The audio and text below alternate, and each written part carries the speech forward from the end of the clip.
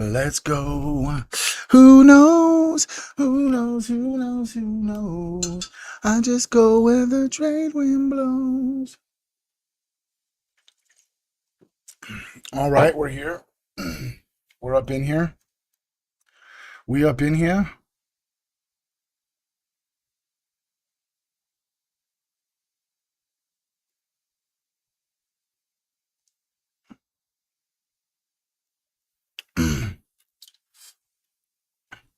What's up? What's up? What's up?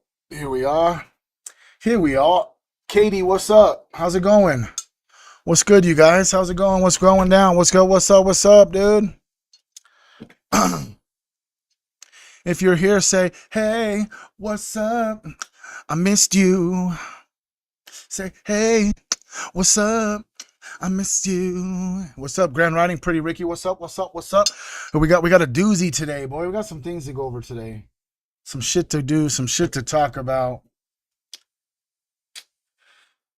Oh man, fucking planet Earth is a trippy place, ain't it? Phoenix, Arizona, let's go. Let's go. Let's go. Hell yeah. What's up, Jason, Swenson, Crystal, Andrea? What's good? Can you guys just do me a favor? For some reason, I'm shadow banned right now on Facebook. So could you guys just really just hit the like button a whole bunch of fucking times? Because Facebook hasn't been spreading my live streams very much. Like last live stream, I got like 200 views on the entire live stream. And I live streamed for like an hour and a half. Where if I have 500,000 followers, more than 200 people of my that follow me should get notified that I'm going live. Welcome, welcome in, welcome in. What's up? What's up? What's up, dude? Here we are. We're up on YouTube as well. If you hit the description of the video, we're up in here on YouTube, Trip Over Drip. We're up in here on Twitch. We're up on here on Facebook. How are y'all doing today? Grand rising to all of you. Fierce, what's up? How are you? What's going down? What's goody in the hoodie? Joni, Sherry, Nicholas. I see all of you guys. What's up? Fierce Witch, Britt, Pretty Ricky, Queen Trip is up in the house. Good morning, Grand Rising. How are you humans doing on this lovely Wednesday rising? How are you on this lovely Wednesday rising? It's not morning because we're not sad, right? We're not in mourning, so there's no reason to say good morning. No, you just say good rising, Grand Rising. Hello. How was life this start of your day? Oh, there's a lot of stuff that happened. We're gonna talk about it, Fierce. Make sure you stick around. There's a lot of stuffs that just seems to be happening on planet Earth. Giggles is in the house. What's up? Austin, Indiana. Let's go. Jade, Dom, Tina, Ricardo. I see all of you guys. Please just come in, drop your location, smash the like button a whole bunch of times. We're just chilling for the first few minutes of today's live stream. And then I got a mindful message for you. And then we're diving into all the crazy shit. If you could be just so obliged. If everybody could just hurry, and whatever your preferred platform is, you can stay. But could you all just go to the YouTube? You know what I'm saying? Trip Over Drip on YouTube, bro. It's right here on YouTube. All one word. Trip Over Drip. If you guys could just head over to the YouTube channel, we're trying to grow that up. Hit the like button, hit the subscribe button, comment a positive affirmation in the chat. You know what I mean? What's up, P-Wiz? The Genesis program? No, we can probably do some research and look up into the Genesis program today if you stick around. To be honest, you're prepping for your daughter's wedding. Let's go. Congratulations, Ricky's daughter getting married. You can come to Twitch. You can come to YouTube. We got a whole bunch of people all over the place, player. You heard me? You fucking heard me? Jennifer, what's up? Amber, I see you. Sherry, let's go, UK. Florence, I see you. What's up? Demo, Drew, what's up? What's up, dude? We got some peeps up in here today, finally. Hell yeah. Dude, the last few days on Facebook, we ain't had shit, boy. I'm just being honest, bro. I had like 2. Yesterday, for majority of yesterday's live stream on Facebook, I had like 1 person. What's up, Team Human? Are you a human? Do you want to save humanity? Do you want to save the planet Earth? Well, then welcome to Team Human, because that's the whole entire plan, the whole entire goal, to potentially raise the vibration energetically across many areas of the planet. Because energy never lies. It can never be transformed. I mean, it can never be destroyed. It can only be transformed.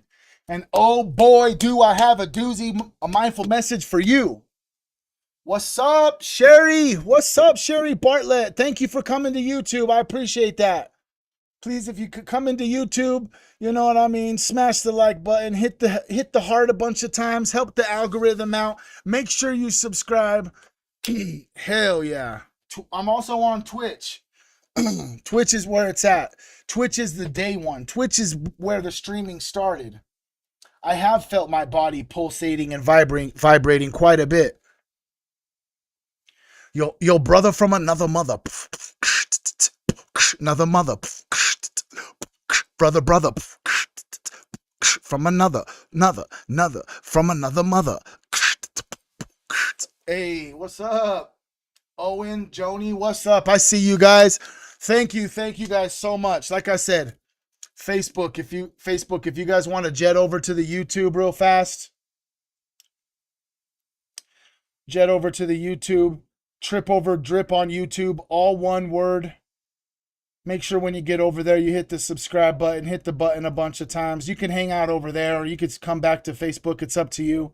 I'm telling you, the Facebook stream isn't as elite. It's not as plush as Twitch or YouTube. It doesn't allow you to see what I'm watching on my computer. It doesn't allow you to see the documents that I'm looking at in the Epstein files. It doesn't allow you to see the crazy post on X about the Disney cruise ship that was rated for child sexual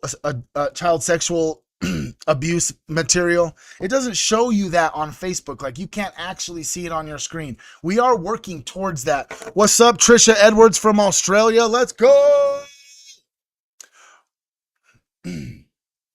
Hell yeah. But we got 8 peeps over there on YouTube. Let's go. Your guys' chat is even up here on the screen. I'm excited about that. Let's go. You guys ready to get in? Grand Rising Buzzquilla. What's up, you guys? YouTube is already starting to get lit. Join us up on YouTube. Join us up on Twitch. We'll be on Facebook for 30 minutes or so. Dock of the Bay. Sitting on the dock of the bay. You know what I'm saying? Cherry, what's up? We're getting lots of people, bro. Hell yeah. Dude, we got some peeps up in here. 28, 13. Fuck, that's like 40 people, bro. Could you imagine being in a room with 40 people, dude? We would feel overcrowded, bro. We would feel like there are so many humans here. And I just want to say I love you and thank you all for being here. Are you guys ready for today's mindful message? If you guys are ready for today's mindful message, can you please just put please just put your favorite emotes in the chat. What's up, Amy? What's up, Jeff? What's up, Bobby? What's up, Craig? I see you, Gina, Joni, Dom, Amy. What's up, you guys? How are you guys? I'm a proud American. I'm on YouTube as well. We're up over here. Trip over drip on YouTube. Right here. Trip over drip on YouTube. Yep, that is a baby Yoda right there. Yes, this is a baby Yoda. And yes, there is a little mushroom wizard Zen garden. But go to trip over drip on YouTube. Let me show you one more time. All one word. Trip over drip on YouTube. That's where we're at. We're also on Twitch. What's up, Jennifer Gerard? You came over to YouTube. Let's go, dude. Fuck me. We got 10 people on YouTube, bro. This has been a long time coming, bro. Yesterday's YouTube had like 2 people on it. Fuck yeah. Please make sure you hit the subscribe button on your way in. Please hit the like button. Please signify it when you come over from Facebook over to YouTube. Just let me know that you're here so we can all say hello. Even if you can't see the Twitch stream, can Twitch just light the fucking chat up saying, "Hey YouTube, what's up? Welcome to Team Human." Because we got a bunch of people up over here on the YouTube chat that haven't been over up on the YouTube chat before. They've maybe only been up over here on the Facebook chat. We love you guys. Thank you all so much. It truly means a lot. We need more humans on Team Human. I don't think the amount of people we need on Team Human is ever going to change. We all just Cheers. Cheerio, mate. Top of the morning to you, governor. Hello there, partner. Switch over to the tube. Let's go, dude. Ooh, I feel so affirmed. I love it, dude. All right, we're getting in today's mindful message. And you know what? You got to give a shout out to Bluey, bro. You know what I'm saying? Shout out to them Blueys. Bro, I'm telling you now, bro, we're going to talk about the data centers, player. I'm telling you. The data center is kind of crazy, especially the one that's up in here in Utah. We're going to break it down, talk about it a little bit. We're going to talk about a whole bunch of different stuff today. We're just going to today's a free range. I don't got really any specific videos or any specific like clips or nothing, but I got a couple different areas of content, of information that I do want to get into. I do want to talk about. Dude, you have the same shirt on as me, bro? Or did we just become best friends? Prestige worldwide, wide. Do you want to do karate in the garage? All right, guys, you guys ready for today's mindful message? Today's mindful message. You guys ready for this? This one's going to be a little bit different. I'm just going to metaphorically just get right up in your face real fast, okay? Boats and hoes. I gotta have my boats and hoes. The Nina, the Mina, the Santa Maria. I'll do you in the bottom while I'm doing sangria.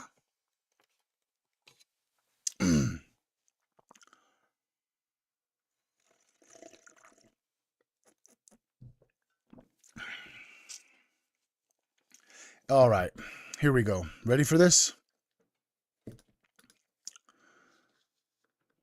All right, so right now I'm wanting to talk to every person who is actually a human. Can we just acknowledge that they're not just fighting for your time? They're literally fighting for your soul spotlight.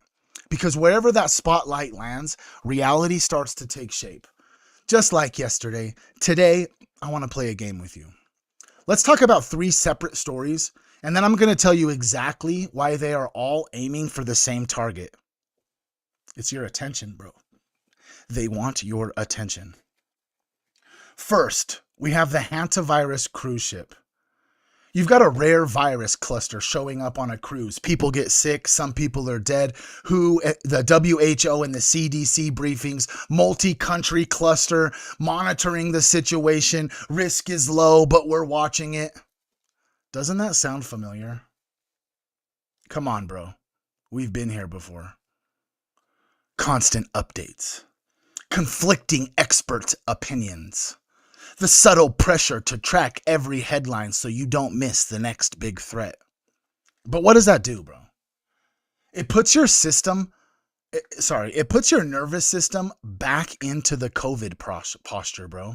Hypervigilant, externally focused, looking for institutions to tell you whether you're allowed to feel safe. Because they have ultimately captivated your attention. And once they have your attention, it's so easy to manipulate your behavior, like where you go, how you gather, what you fear, what you permit in the name of safety. They learned during COVID that if they can keep you emotionally hooked to a health crisis, they can move laws, money, and social norms while you're too exhausted and scared to push back. This is not about denying that the hantavirus is real.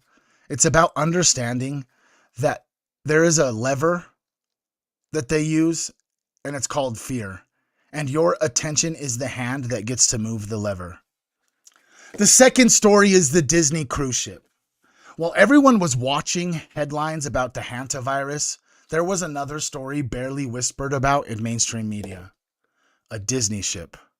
A child was thrown overboard, allegedly. Questions about why high-tech detection systems didn't fire. And allegedly, there were arrests connecting CSAM and exploitation tied to a brand that was literally built on magic, innocence, and family. On Disney's watch, this was going on. So you got to ask yourself, why do you see every microscopic update about a virus cluster, but you have to dig through some Reddit threads or fringe posts about whether or not if you want to hear about the federal agents boarding a ship tied to the biggest child entertainment company on planet Earth? It's because they choose what your attention lands on, or at least that's what they attempt to do. They want you to focus on an invisible threat in the air, not on the visible threat of predatory systems wrapped in cartoons and cruise packages. They want you thinking, oh no, the virus is going to get me. Instead of asking yourself, who's building $1 billion empire just so they can gain access to kids? Wow, how deep does this really go? Your attention is a shield, bro.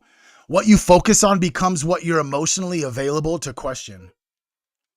If they keep your eyes locked on the hantavirus, they don't have to answer for the Disney cruise ship.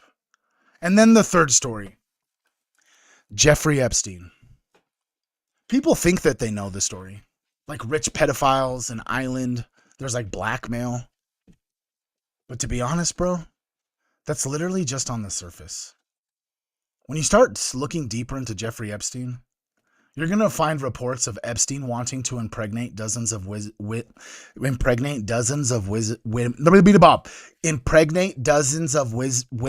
at his ranch to seed the human race with his DNA.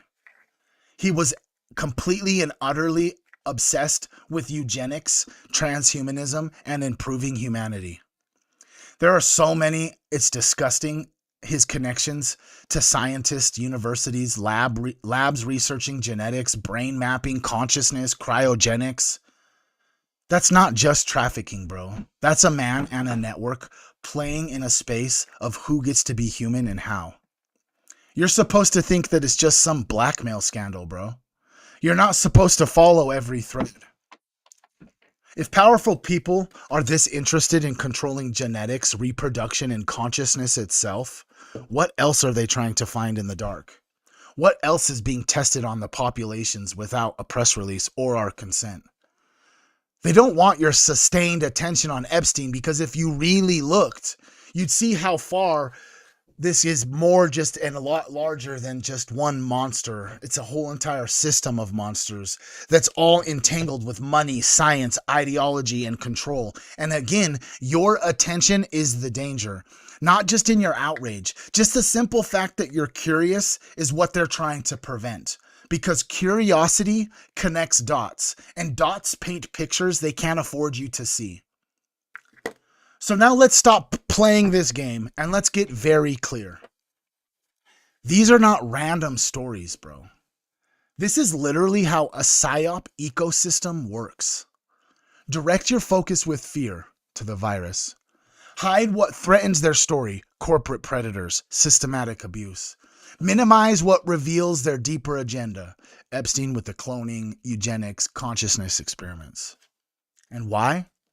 Because if they dominate your attention, they dominate your energy, bro. If they dominate your energy, they dominate the field that shapes your reality. Even in physics, it proves this, bro.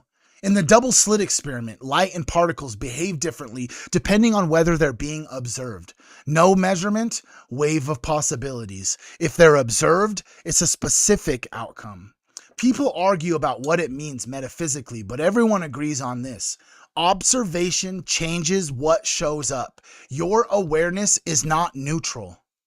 At the smallest scale, we can measure looking at something affects it. On the smallest scale, we can measure that when you look at something, that something gets affected. Now, when we zoom out, if your observation has that kind of influence at the quantum level, what does mass coordinated attention do? Millions of minds pointed at the same fears, the same images, the same talking points, day after day. That's not just keeping you informed. That's a ritual, bro. That's energy work. That's reality crafting on a global scale, only using the only tool they can't manufacture themselves, your consciousness. This is why they will be willing to spend billions, yes, with a B, billions of dollars to hook you, to build platforms to hijack your nervous system, to weaponize notifications, headlines, and outrage cycles. They flood you with so much content you feel guilty for not watching. Who can resonate with that? Specifically with certain topics out there on planet Earth, especially as severe and dark and evil as some of these headlines are, it does get to the point where, like, damn, I feel guilty if I don't have this information. I need to know what's going on. I need to read this article. I need to dive into these files. I need to know what's going on. I resonate with that deeply, and I'm sure that you do too. Because a scattered, scared, and exhausted mind is so easy to steer. A focused, grounded, self-aware mind is a threat to the matrix, bro. Let me just say that again. A scattered, scared, and exhausted mind is easier to control. A focused, grounded, self-aware mind threatens the whole system. If you knew how powerful your attention actually is, how it shapes what you know, how it shapes what you notice, what you normalize, what you manifest, what you refuse to participate in, you would guard it with everything you possibly had. Instead, most people actually just hand it over to whoever can scare them or entertain them the most. That's how you build a population of voluntary slaves, not with chains on their wrists, but with chains on their focus. So here it is, with no sugarcoating. No bullshit. They want your attention on the hantavirus, so you'll accept whatever solutions come later. They want your attention off the Disney cruise, so you don't question why family brands are getting caught in the orbit of child exploitation. They want your attention on the cartoon version of Epstein, so you never dig far enough to see the intersection of money, science, and God complexes behind the scenes. Because if you did, you might realize this isn't just about some isolated evils. It's literally about a systematic attempt to shape what you fear, shape what you desire, shape what you believe is possible, shape what you think you are. And right there is how you turn a planet of sovereign beings into a planet of programmable assets. It's time to wake the fuck up. Wake up! Not just emotionally, not just energetically, not just spiritually. This is not a call to never read the news.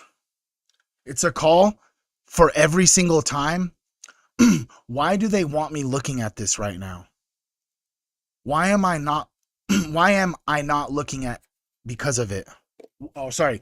Why do they want me looking at this right now? What am I not looking at because of that?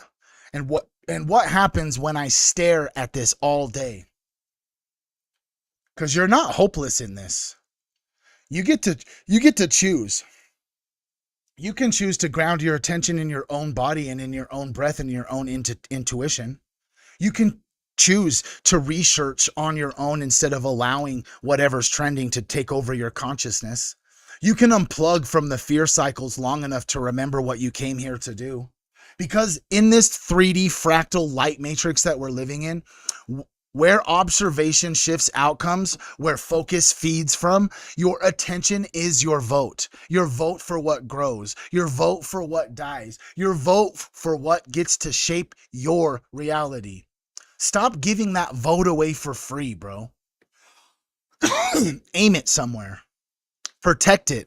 Have intention where your focus goes.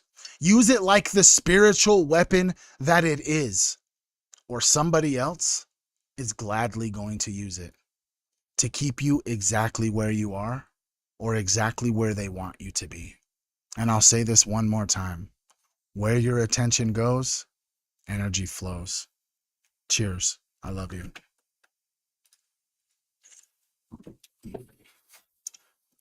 Bruh. Can we not understand, you guys, how important it is to fucking have intention and have control and consciously choose what you give your attention and your energy to? Dude, the double slit experiment proves it perfectly. It proves it perfectly, bro. It proves it perfectly. And if you don't believe me, we'll just go ahead and let perplexity tell you. Okay, so I'm trying to explain what the double slit experiment means and how that implicates that the power of your conscious observation changes and alters and controls this 3D fractal light matrix that we live in. Can you please explain it to me for people who are not quite sure or have ever heard of the double slit experiment? The double slit experiment is a physics test where particles like electrons or photons are fired at a barrier with two narrow slits. When unobserved, the particles form an interference pattern on a screen behind the slits, as if they behave like waves going through both slits. But if we measure which slit each particle passes through, the interference disappears, and they act like particles instead. This suggests that the act of observing affects the out. I didn't catch that clearly. Yeah, my weed is too loud, bro. I was coughing. Sorry. Can you say that again? No problem. The double slit experiment shows that tiny particles like electrons or photons of light can act like waves and produce an interference pattern when not observed. But when we measure which slit they go through, that pattern is... Thank you. Miss Strawn's in the house. Miss Strawn's in the house. Miss Strawn's in the house. She is the legend. She is the GOAT. Thank you for being here today. Thank you, Marcy. Thank you, Marcy.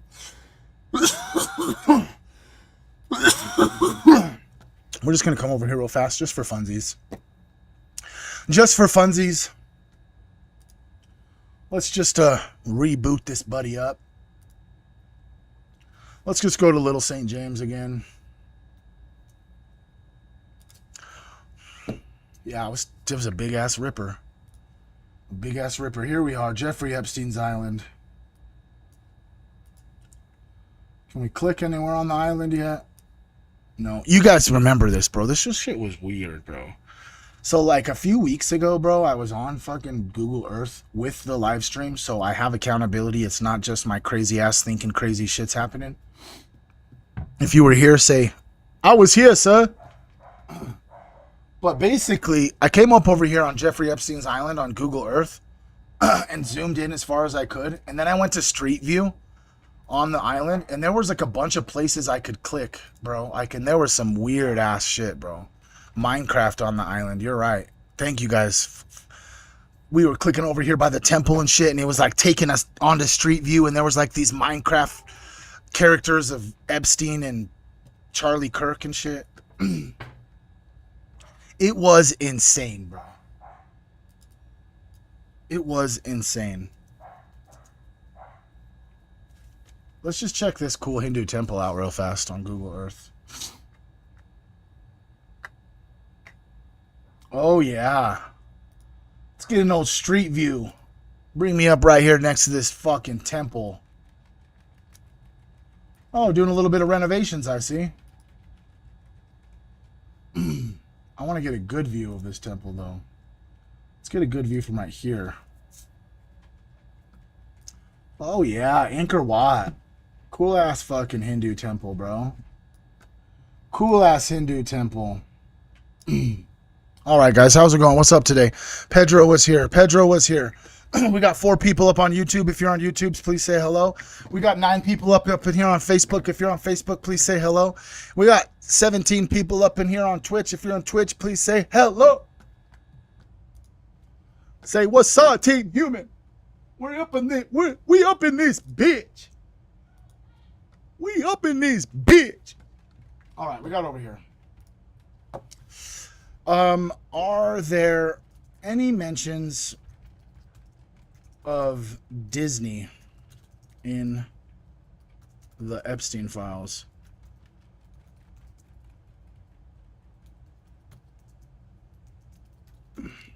What's up, Lauren? What's up, Ed? We're here. Proud American Trucker, what's up? Thank you for being here. Make sure if you're on YouTube, YouTube is a new, you know what I'm saying? We're growing it. I'm trying to hit 1,000 followers. 1,000 subscribers, I mean. So make sure you hit the subscribe button on your way in. I appreciate all you guys. What's up? Well, we're getting in some weird shit now, bro. Okay, all we did was ask Web, bro. All we did was ask Web, are there any mentions of Disney in the Epstein files. The most notable finding is how little direct personal connection appears between Jeffrey Epstein and Disney in the usual sense. There are no records of Epstein socializing with Disney executives, no flight logs showing trips to Disney properties as guests of executives, no mentions in dispositions questioning about Disney relationship. But what does appear, almost certainly incidental, personal travel and financial holdings. Okay, so Jeffrey Epstein and his cronies sure seem to go to Disneyland a whole bunch of times. Or Disney World.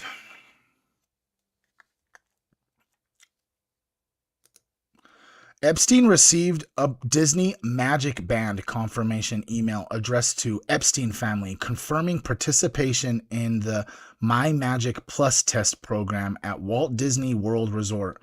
The reservation confirmed number was blank. What is this document actually? This is from Disney, okay? To Jeffrey Epstein. We recently invited you to take part in a special test of My Magic Plus happening during your stay. My Magic Plus is a new way to experience Walt Disney World resorts, but don't worry, if you decide not to participate in this test,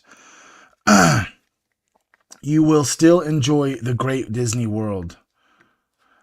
Your Magic Band lets you travel lighter. This all-in-one waterproof accessory connects you to the choices you make on My Disney Experience. With it, you'll be able to enter your Disney Resort hotel room, buy food and merchandise, enter the theme parks, and access the Fast Pass attractions you selected. Okay, so they were reaching out to Epstein, trying to give him exclusive Fast Pass stuff. In January 2014, Epstein emailed someone inviting them and the girls to Disney. That just sounds so fucking disgusting, bro. Hey, Jeffrey.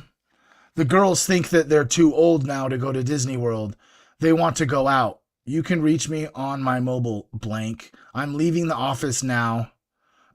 We'll be at 9 p.m. home blank. This is from Caroline Lang. It literally has the email underneath it. Hey, Jeff, you want to take the girls? It's disgusting, bro. What's up, guys? My YouTube channel. Sorry, Facebook.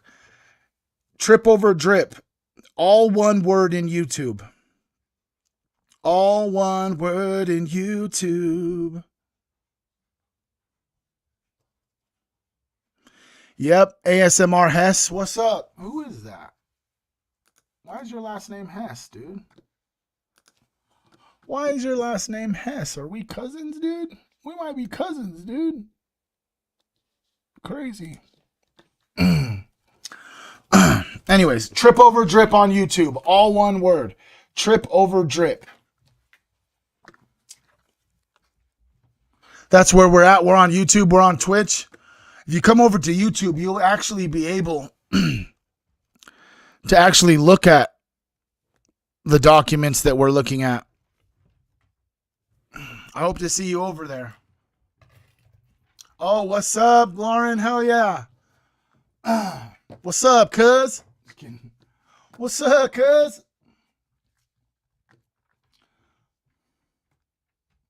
In October 2018, Epstein's longtime associate, Leslie Groff, who was also a Mormon, forwarded him a Walt Disney World gift confirmation, noting the tickets were non-refundable but valid through December 31st, 2019. You didn't get to make it there, did you, bud? Or did you, because you escaped your cell, allegedly? You allegedly had a little small room on the outside of your cell that you could get through a heater vent, and that was the only cell in the whole cell block that had that. Allegedly. Epstein also arranged trips for others. He's like fucking hooking people up, dude. He's hooking them up. He's like, hey, I got this Disney Connect, bro. Come over to Disney, player. Come over to Disney, player. The scientific conference at Disney in 2013. Physicist Lawrence Krauss organized a group stay at Disney's Yacht Club Resort and explicitly invited Epstein. I suggest Jeffrey come January 5th in time for dinner and leave late in the day on the 8th. It's kind of fucking weird, huh? Why do they keep bringing them all over to fucking... They're bringing them all over to Disney. It's weird. Epstein's financial records show that he held 5,000 shares in Walt Disney Company stock in a Deutsche Bank account.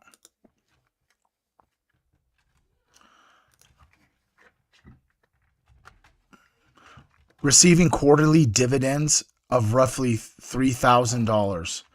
Not unusual for a high net worth profile, but confirming Disney was part of his investment mix. The Bob Iger connection. This is the most interesting find. A letter sent to the Department of Justice, included in the Epstein files, makes a striking claim about Bob Iger, the then CEO of Walt Disney Company. Bob Iger, the then CEO of the Walt Disney Company, also tried to do the same, but with greater zeal. He had hired a private investigator, which seems absurd to me, but until I began to really question his motives.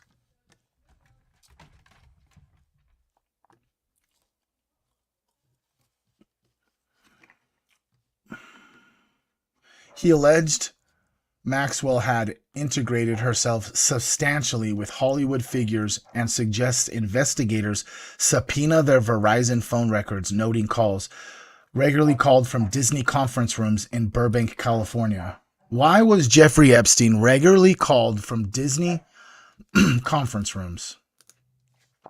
And then you may have heard the allegations that allegedly the Disney cruise was also going to Little St. James Island to teach the kids how to scuba dive. Separately, in September 2017, someone forwarded Epstein a news article titled Disney CEO Bob Iger calls DACA decision cruel and misguided.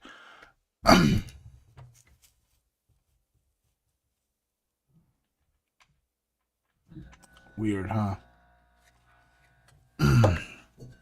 Weird. Okay, so Eric Freeman at Disney. In April 2011, Epstein emailed Danny Hillis, who was an inventor, computer scientist, longtime acquaintance, asking, Eric Freeman at Disney? ? Good, competent, unique. Weird. This appears to be an inquiry about Eric Freeman, a Disney executive formerly of Pixar and Walt Disney Imaging.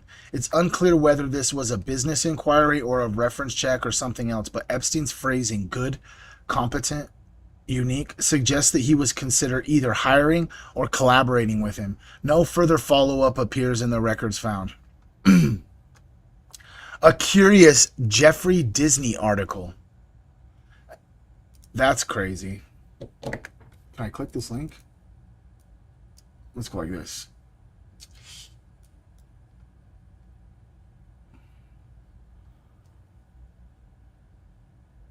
An assistant or associate emailed Epstein about Wikipedia management tasks that included, could we talk about tomorrow morning to review Jeffrey's Disney article?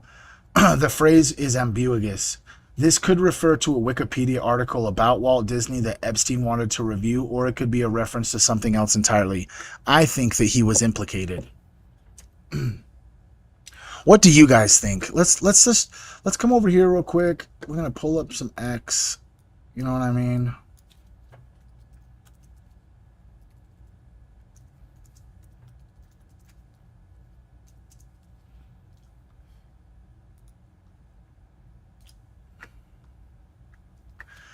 Disney cruise ship staff, there was 28 of them arrested in massive child porn operation.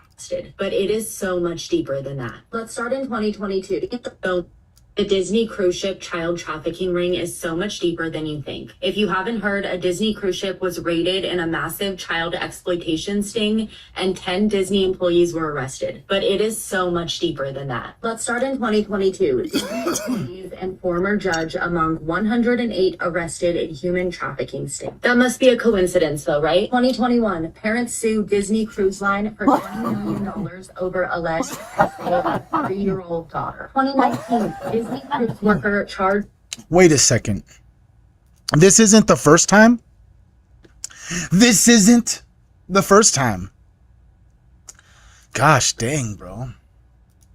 I gotta come over here for a second.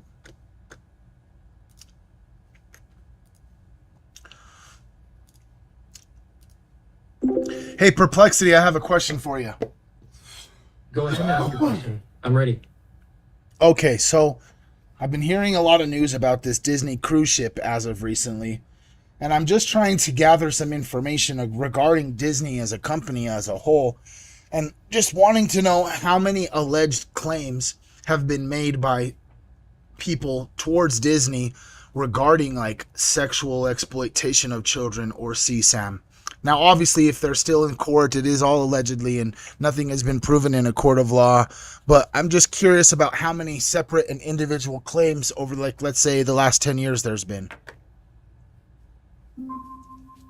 Recent news includes reports of several Disney cruise ship employees arrested in April in a federal child sexual abuse investigation, and there are ongoing allegations like a Disney music executive charged with abuse and a case where someone filmed children at Disney World to create AI-generated child abuse images.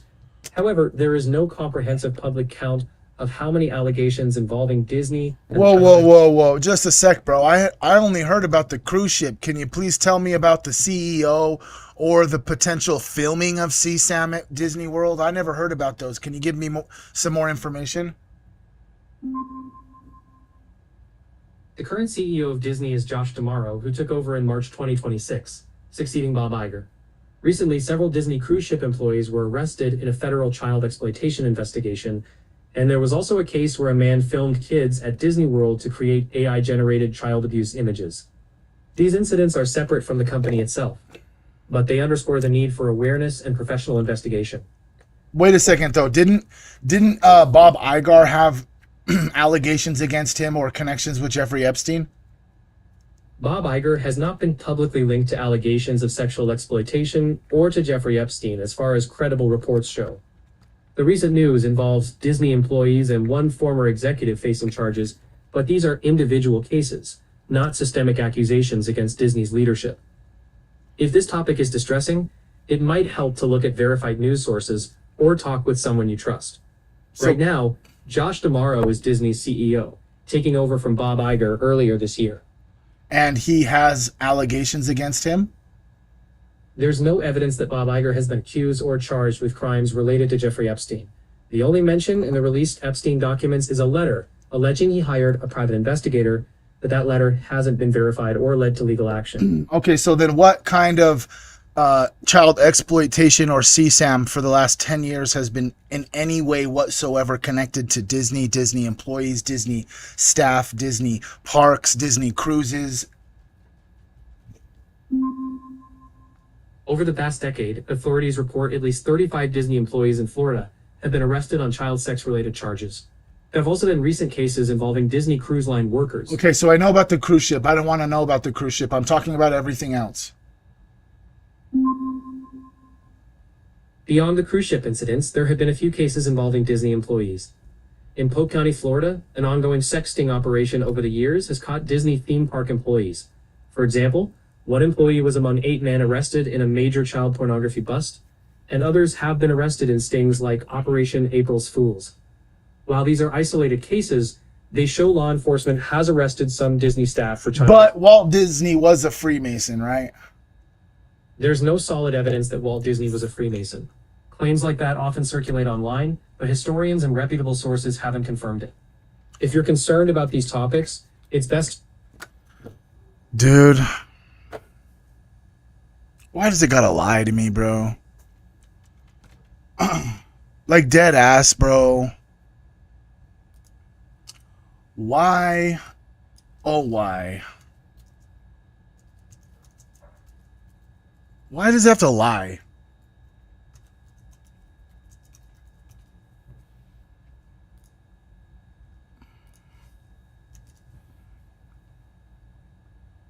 I'll tell you what's the worst part about television is the programming, the philosophy, okay? I mean, the manipulating of your mind, the philosophy, the mentality, the system of thinking, the ideology. That's what's wrong with television. That's what's wrong with movies. Wait a second. Is this Disney making Nazi propaganda? That's where they're really getting in your head. Take, for example, Walt Disney, right? And many people that will preach against the TV, they'll preach against the movies, they'll preach against Hollywood because it's obvious that stuff is bad. But then they'll say, well we watch Whoa, dude. Disney movies. And I've been to the This is for kids, bro. home of preachers and Christians who would never watch Whoa, did you see that? Disney Watch the Peter Pan shadow. movies. And I've been to the home of preachers and Christians who would never watch TV or the movies, but yet they have the whole library of the Walt Disney movies. You know those white plastic cases? And they have them all lined up, and I mean, they have tons of them lined up. Wait a second, is that a sex scene right there on Boo from Monsters, Inc.? Scores. I don't know how many there are, but there's hundreds of them. They have them lined up and lined up, and they have their kids watching those movies all day long. I'm going to tell you, I'm going to prove to you right now that those movies are wicked. What? Disney movies? Come on, you're crazy. They're rated G. Well, let's see. First of all, did you know this? Did you know that Disney movies are filled with subliminal messages? Subliminal messages. Now, what are we talking about tonight? Sorcery. What are we talking about tonight? Getting inside your mind and messing with you, controlling your thought process by supernatural means or demonic means. Hey, I'm going to tell you something. Disney movies are filled with subliminal messages. And you say, oh, that's a hoax. I've seen it with my own eyes. When I was a teenager, I had a friend of mine sit me down at his house and show me the subliminal messages in the Disney movies. They're filled with subliminal messages. Let me give you some examples. The Lion King, filled with subliminal messages. Okay, all throughout the movie, there are pornographic pictures hidden in the movie. Like if we watch the movie and just for a few seconds, something filthy will come up. Like off to the side, there'll be some kind of, reproductive anatomy that will pop up, over here. And then over here, there's this one point where the lion, he kind of goes like this. And a cloud of dust comes up and just spells the word sex. And the word sex is put in the Lion King movie subliminally, literally hundreds of times. Hundreds of times. The shapes on the screen will spell the word. And I've seen it. I mean, I had my friend sit me down at his house and pausing the movie, showing me the word sex popping up on the screen at different times because he knew where they were. And he would show me these things. Another one, and they all are filled with it. Aladdin is another one. In the movie Aladdin, there's a part of the movie where the guy, what's his name, Aladdin? There's a point in the movie where he tells Jasmine to take all her clothes off. But you don't even know it unless you know it's there. You listen to it, and he mumbles it kind of under his breath. Leave me alone. Sounds a little bold, dude.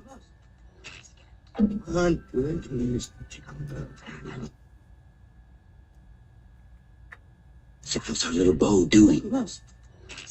And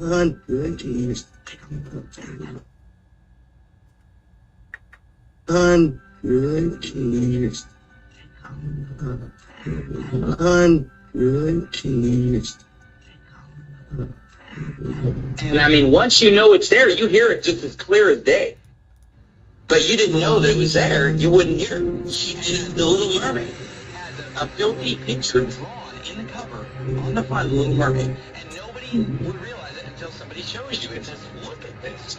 And you look at it, whoa.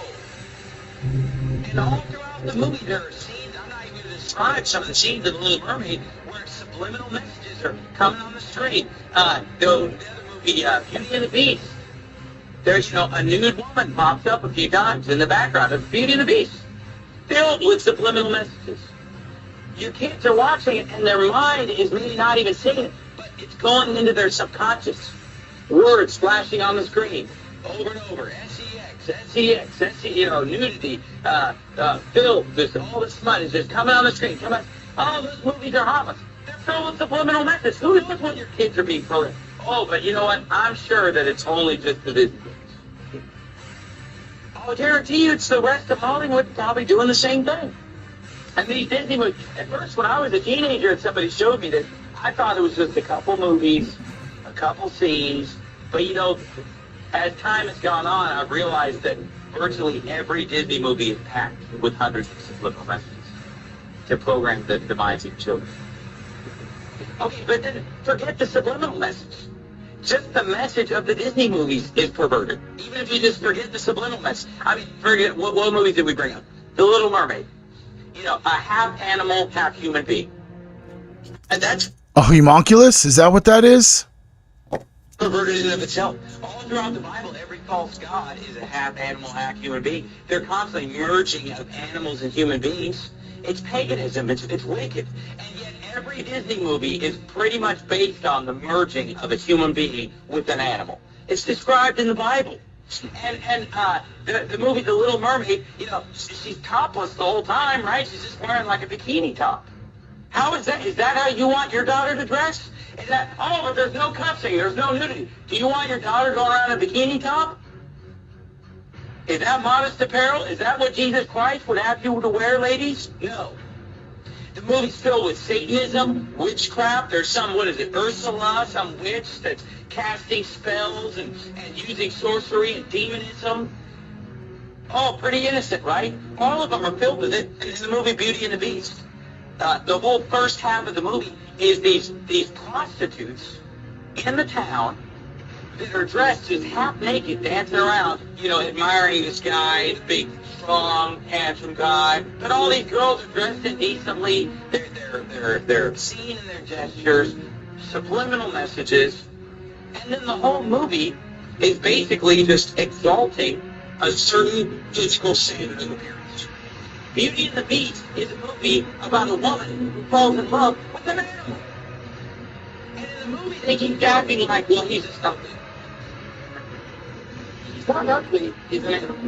There's anything ugly being beast, being animal. And if you've seen the cartoon, it's an animal. It's like a dog. It's like a big dog man.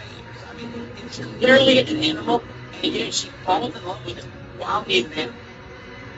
Only when she kisses an animal does he become a human being. Oh, wow. And you say, well, what's wrong with that? Read the Bible sometime. Hey guys, it's Jared. I pray this video shed light on the satanic, Luciferian, and Illuminati indoctrination of our children through subliminal messages and Disney movies. I understand that you may not believe this, but when you look into who's making these movies and you see the fruits of their labor, it all makes sense. Walt Disney was a Freemason obsessed with the occult and used his movies and his theme parks as a tool to indoctrinate the public into his beliefs. Club 33 in the Disneyland parks is symbolic of the 33rd degree of Masonry. This symbolism is also put into the Disney movies. In the Dumbo movie, after getting drunk, Dumbo and the rat have lucid dreams that contain satanic, Luciferian, and Illuminati symbolism. Disney also displays its corrupt satanic agenda through programming of their idols. They introduce innocent stars that slip on their parents' radar and build up a fan base. As the idols get older, they corrupt them and send them on a crash course in a dragnet plot to drag some of their fans down with them. Examples of this are Miley Cyrus, Britney Spears, and Christina Aguilera. I know the 666 in the Disney name is hard for some people to accept, but it is not Walt Disney's signature, as many believe. It is a made logo, and even as a kid, I remember thinking the logo looked odd. It didn't look like any B I had ever seen. The Y doesn't even look like a Y, and the squiggly above the I are all part of a hidden mark of a beast symbolism. Think about it. This mark is on everything Disney, and as if to affirm its importance, and the mark of the beast promotion, on many Disney stores, Mickey's head is made with the same 666. If you still Wait a second, that's the fast pass that Jeffrey Epstein had. then you're probably comfortable with the hand scanning technology they are implementing for VIPs to enter their park and access their rooms. It is a forerunner for the RFID Mark of the Beast technology. I don't know. Y'all can watch that clip. Can we just acknowledge, bro, that the AI literally just lied to me point blank, saying that there are, look at that fucking evil ass picture at what once was a fucking Disney. Oh yeah, babe, can we get a picture of Johnny next to these fucking demons? Oh yeah, Johnny, hey babe, let's take a picture of Johnny next to these cloaked pedophiles. We better keep an eye on Johnny so these actors don't steal our kid and we never see him again. Better make sure. Better make sure. Better make sure.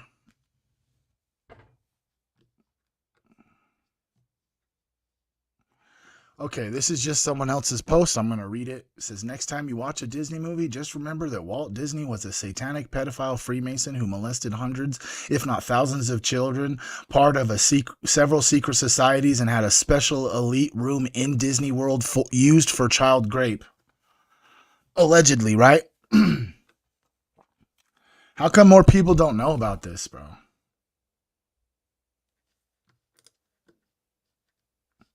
Behind Disney's magical kingdom is a great darkness. Walt Disney was a chain-smoking, alcoholic, racist, misogynist, narcissistic sodomite, porn king, and wizard.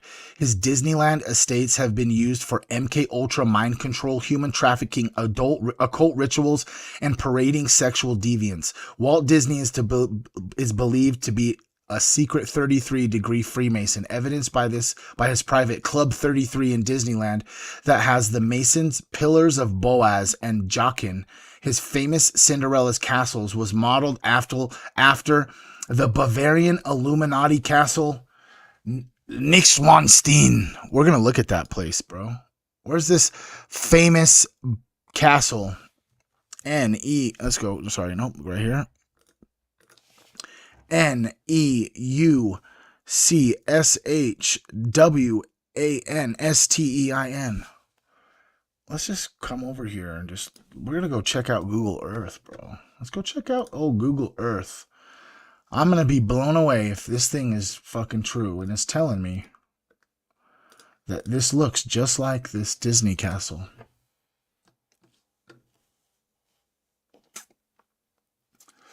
How about you tell me? How about you tell me?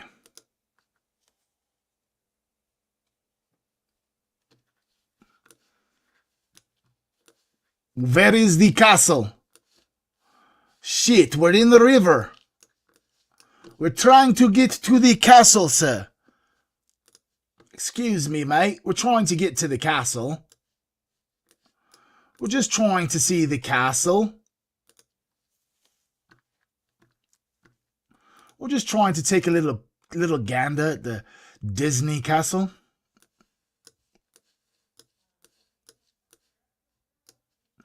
Whoa, dude, it is looking a little princessy Disney-y. It's looking a little princessy. We got to get a high point where I could see it. Maybe from right here. Panucha, panacha, naricha. Oh, what would you know? Weird. Does that look like a Disney castle?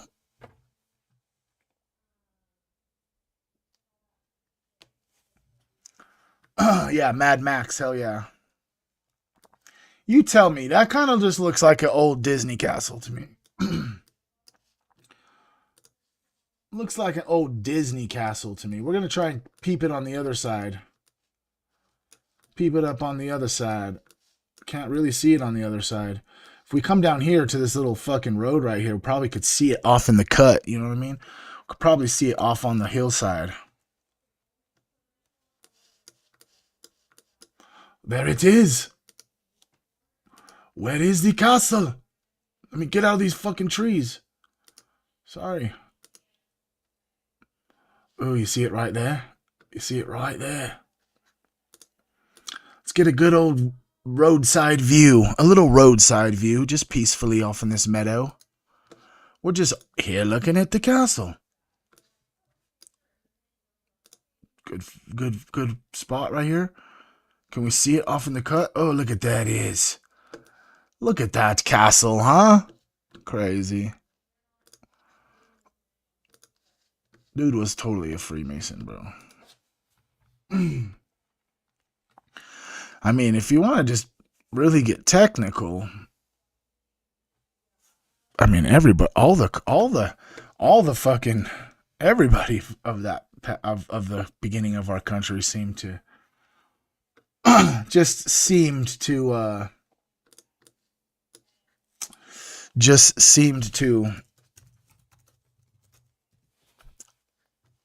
be connected. Now this is where it gets fucking crazy. Ready for this?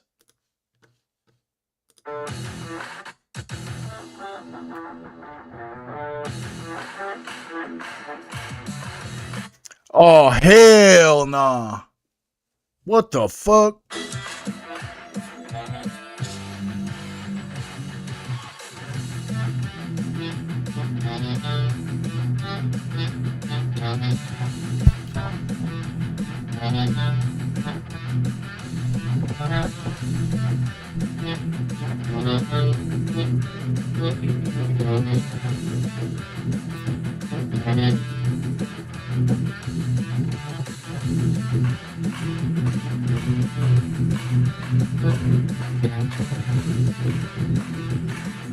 That's not really him.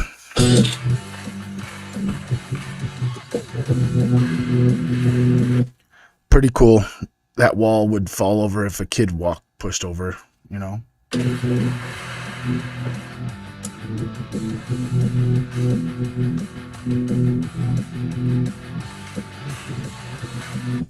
And then it turns into one of those dogs.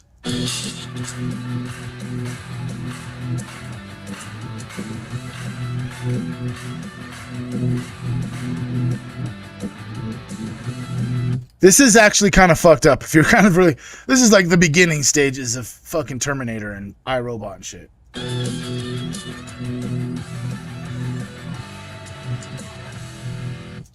Damn! Do you guys know about that? What do you guys know about that? Let's see what kind of bullshit is on this fucking thing. Oh, King Charles. Let's hear what he has to say. My ministers will also proceed with the introduction of digital ID that will modernize how citizens interact with public services. Wait, whoa. The King of England is... My ministers will also proceed with the introduction of digital ID that will modernize how citizens interact with public services. Dude, did you know that King Charles lives in Dracula's castle, bro?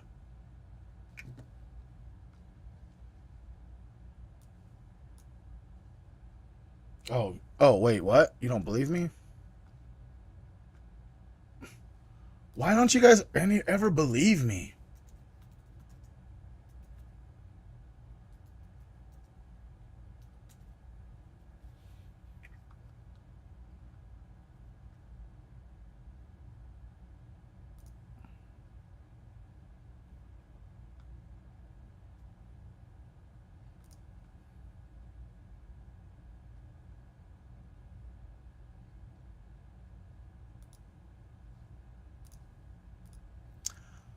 It seems the royal family was just as comfortable at Epstein's property as he was at his own. According to these readings and uncensored Epstein files, Andrew's crimes pale in comparison to those of his brother, King Charles of the United Kingdom and the Commonwealth. For King Charles III is a man who proudly bears descent from Vlad Dracula, the most infamous bloodsucker of all time. The Windsor is a creepy Jesuit royal bloodline ruling the United Kingdom for the Pope. King George changed the name from German Saxe-Coburg to Gotha, and the Knights are the Order of the Dragon and related to Count Dracula and the Moravians. King Charles lives in Dracula's castle.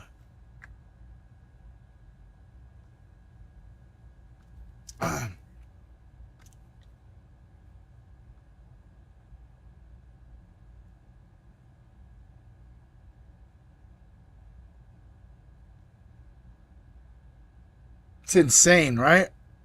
In 1922, Bran Castle, where Count Dracula is said to have lived, in the locality of Bran in Transylvania, Romania, situated on a rocky hill on the Brog Gorge. It served as a frontier defense between Transylvania and Wallachia.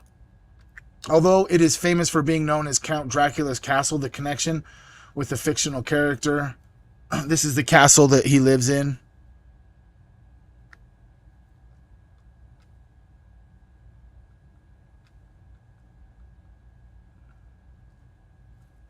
So now we got all this information.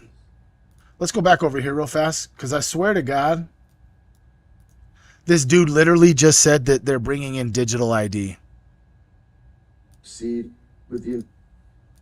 My ministers will also proceed with the introduction of digital ID that will modernize how citizens interact with public services.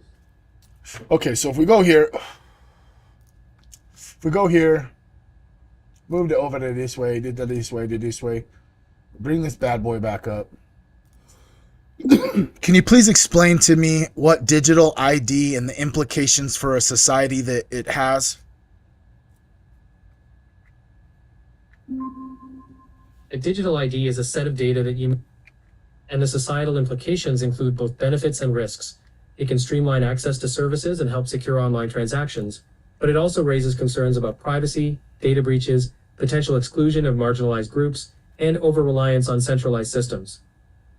One of the things that I'm most worried about when it comes to digital ID is the fact that potentially whoever is in control or whoever has the authority, a government or whatever bullshit that controls everything, they can just decide that they want to turn off my digital ID and basically 86 me from the entire community from being able to purchase food, water, and or shelter, right?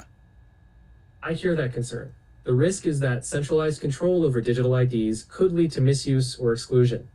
It's not inevitable, though. Strong privacy laws, oversight, and decentralized systems can help protect against that. Oh, you're talking about the privacy laws that are being implicated with Palantir? Palantir is just one example of a company that works with large data sets, including government contracts. But what does Palantir specialize in, though? Palantir specializes in software for big data integration, analysis, and visualization. Surveillance, though. Surveillance is a real concern with digital ID systems. No, I'm talking about Palantir. Palantir does surveillance. Palantir builds software platforms for integrating and analyzing large data sets, often for government and commercial clients. That can include projects supporting intelligence and law enforcement, which some view as surveillance-oriented. While they emphasize privacy and security measures, the potential for surveillance is a recognized concern.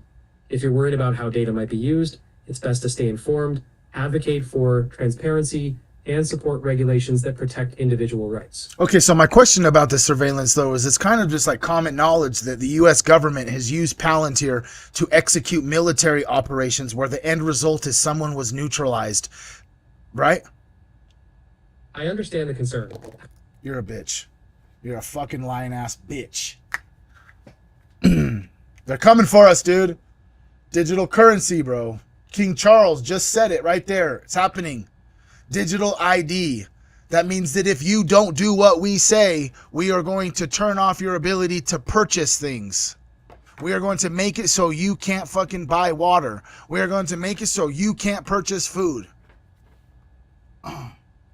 You better get in line, you fucking goy.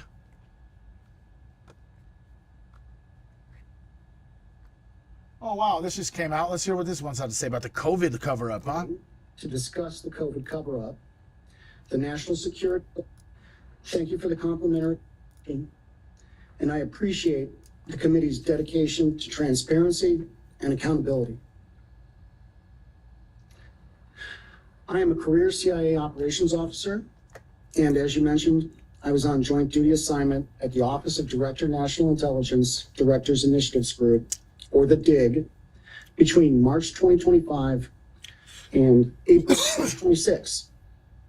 I was responsible for leading the DIG's investigation into COVID origins, anomalous health incidents, and unidentified anomalous phenomena. How the fuck do you...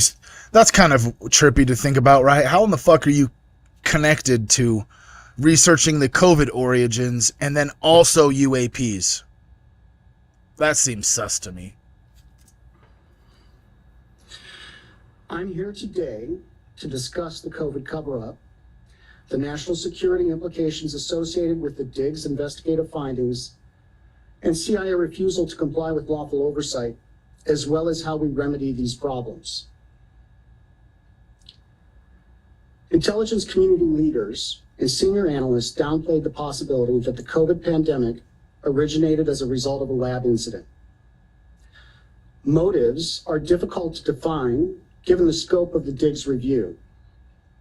Intentional or not, the IC's actions resulted in cover-up, wasted resources, and a failure to properly inform policymakers. Public health policy would have been very different had the American public been made aware that a virus from a lab in China was going to serve as the foundation for an emergency use authorization mRNA products being mandated by the former administration.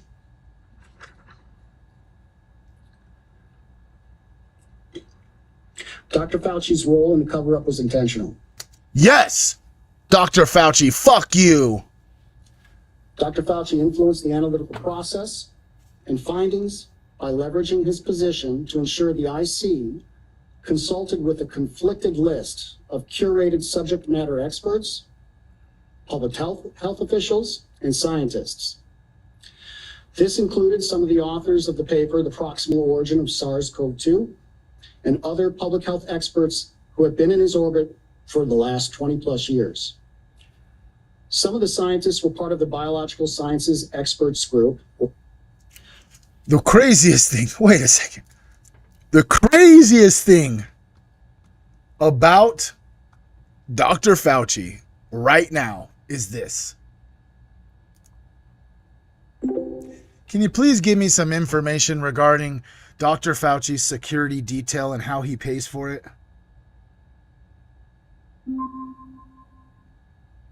Reports indicate that since retiring in some recent reports also say his federal protection was revoked and he has hired private security that he pays for himself.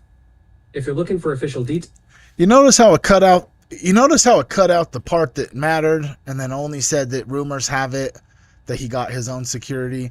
Oh, that's funny Perplexity. You're really pulling my chain today because we were paying for it. Oh yeah, he planned this pandemic allegedly across the entire planet and allowed the leak to happen, knew that it was being researched in China, and then completely controlled the narrative in the doctor or the expert realm, and he was able to dictate and control what everyone did and said. Also that he could also line his pockets because he was helping Bill Gates create the vaccine, bro.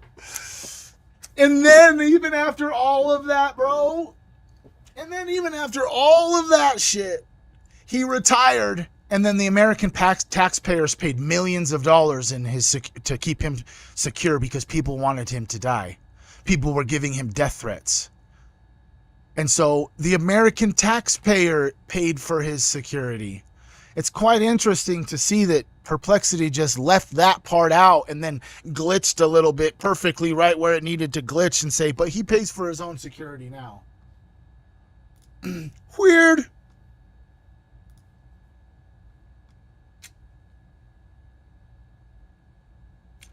This is insane. This is allegedly, I don't know who this is. Seeker of Truth, okay? Seeker of Truth says Heineken transports children adrenalized blood in their kegs. What? They harvest adrenochrome on an industrial scale. Millions of children are sacrificed. What is this? Adrenochrome. Those just could be AI. I mean, yeah, you could say that's a 666. You're right. What the fuck, dude? Weird, bro.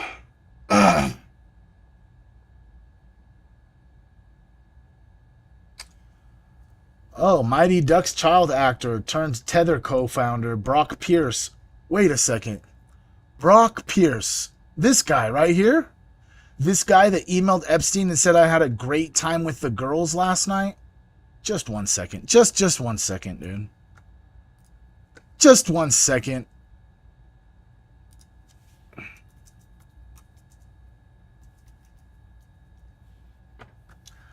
Just 1 second. Where is it at? Where is the picture? Oh, wow. Look at all those Jews. I'm pretty positive. Oh, yep, there he is. There he is. Wait, stop. Wait a second. You're talking about this guy right here? This guy right here that was at the fucking Trump thing? Oh yeah, he was at Trump's statue, cutting the ribbon for Trump's statue. Oh yeah, he was let's just go ahead and just look up Brock Pierce. See, that's the one thing the Matrix doesn't expect you to have, bro. The Matrix doesn't expect you to have the ability to just come up in here and just ask about someone who is being connected in the Epstein files. What can you tell me about Brock Pierce? Whew. Taking y'all for a ride today, ain't I? We've had a good time today. It's been ups and downs and all arounds. We ain't been watching video and documentaries. We've been chatting, talking, chilling. Can I bring you in close for a second? As this is just dumping information, bro. Who's still up in here, bro? Making them pancakes. Hell yeah, player. Miss Strawn, I love you. Hell yeah. Silver dollar pancakes. Hell yeah. Sniffles, Porter, Lawrence, Marcy, Release and Transform, Giggles, Pretty Ricky, Monica, Astro Strange, P Wiz. I love you guys. Thank you all. Lauren, what's up? ASMR Hess.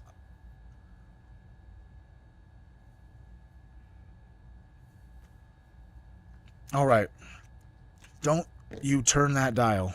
The programming will be right back. Facebook ding. I've been going on Facebook this whole time. Debbie Kimber, what's up? I love you. I'm about to actually get off on live. I am on YouTube. I love you. Bye. I just seen my brothers. Me and my brother Sean have the same dad but different moms, and his mom just came up on over in the stream real quick. I had to just tell her, hey, what's happening? I really got to go. I really got to potty. I've got to use the bathroom. Please don't go anywhere. Please stay here and just be here when I get back, please. Israeli Prime Minister Benjamin Netanyahu, in his splashy 60 Minutes interview on Sunday night, which Crystal and I covered yesterday, also made some comments in regard to what he sees as rising anti-Semitism. And he has a theory of why this is apparently happening. It is related to, you guessed it, social media. Let's take a listen to this first off. We have seen the deterioration of the support for Israel in the United States. Almost, I would say it correlates almost 100% with the geometric rise of social media. And that by itself is not what caused it. And I don't believe in censoring them or anything, but I'll tell you what happened. We have several countries that basically manipulated social media with bot farms, with fake addresses, to break the American sympathy to Israel, to break the American-Israeli alliance because they think it's in their interests. And they do it in a clever way. It's like you hear a text message. I'm a red-blooded Texan. I always supported Israel, but I can't stand what they're doing. I'm turning against Israel. And then you trace the address to some basement in Pakistan, And that's something that has hurt us badly. While we were fighting the physical military battle on 7 battlefields, 7-front war, we were completely exposed on the 8th front, the media war, really the social media war. in a healthy political climate, he would be asked to apologize for those comments, because he is implying that the American people are so stupid that dumb little text messages are what swayed them to start, especially he's talking about the American right. You can hear, because he talks about this red-blooded American Texan. That's his way of talking specifically about Republican voters, conservatives, right-leaners in the United States are just so dumb that their opinions can't possibly be informed. That if they have lost, if their support for Israel is declining, it's because they are misinformed, ill-informed, disinformed, or too stupid to actually just have an opinion that differs from Prime Minister Netanyahu's, as Americans, by the way, people who believe their country's interests, their family interests, their children's interests are out of line with the party that Netanyahu, the Likud party, essentially. And so I'm going to toss this over to you with also the news that Israel is now bragging basically about banning Tyler Oliveira from entering the country. This is the next element. It's a Laura Loomer exclusive. Okay. She posts, Israel's Minister of Diaspora and Combating Anti-Semitism exclusively tells me, quote, it was his pleasure to make sure Tyler Oliveira could not enter Israel today upon landing in the country from the U.S. She mentions, of course, also that Tyler just completed an interview with Tucker Carlson in which they bashed Israel with lies. And then Tyler hopped on an El Al flight to Israel, Sagar. So it's all just an op from foreign countries manipulating Americans, manipulating Tucker Carlson, using him. This is all from foreign money. It couldn't possibly be. Okay. Is it all an op, bro? Or is it the fact that they're fucking just killing children and shit? Oh, it's definitely. What were we doing? Oh yeah, we were checking X out. It's definitely, bro. Oh, we're on web. That's what we're gonna go do. Brock Pierce. It's definitely. Definitely. It's just the. Peace out, Tasha. It's definitely just, everybody else. It's not the fact that they're just like bombing kids and stuff.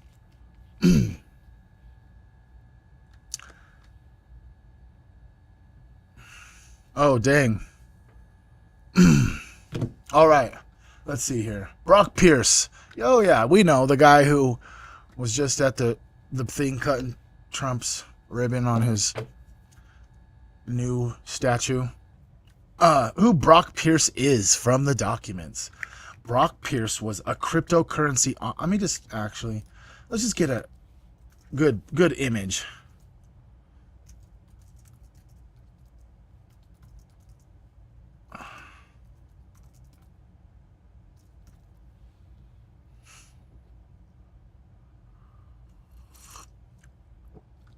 You mean this fucking loser? Why is there a kid in there? Oh, is that him as a kid? Well, those two kids maybe, kinda. Those aren't even the same kids, bro. What a fucking loser.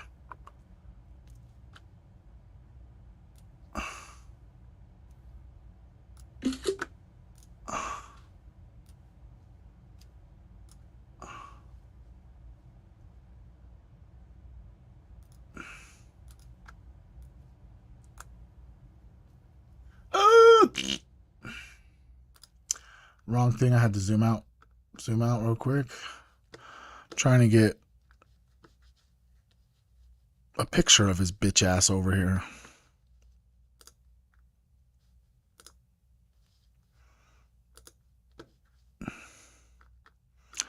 I literally just took a fucking picture of your ass. Oh shit, Control 4, boom. He just looks fucking just ugly and weird. I don't like looking at his face. I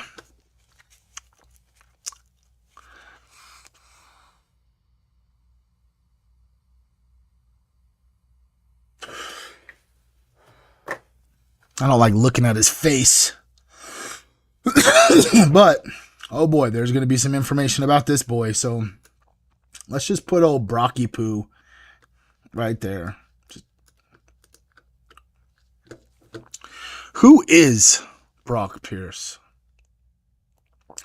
Brock Pierce was a cryptocurrency entrepreneur and venture capitalist who had a sustained multi-year direct relationship with Jeffrey Epstein. The email span at least 2011 through 2018, making it roughly a 7-year association.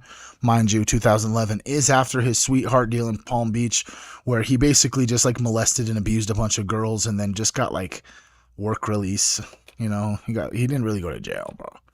Kind of got this like sweetheart deal where anyone that was involved could never actually even be prosecuted, or it's like a, you know what I mean? You can't, they were part of the deal. You know what I mean? You'll plead guilty to this charge so people will think that she was only 17 so that you can go to jail and then we can just erase it from people's minds. Nobody will remember. He was, his primary role was a managing partner at Blockchain Capital. Follow me on Twitter. Okay, why is that redacted? Why is that redacted? That seems weird. His cryptocurrency. Hey, Brock, can you come see Jeffrey at 1:30? Please let me know. Flying in for one day. Are you available to meet tomorrow? Call Leslie in the morning.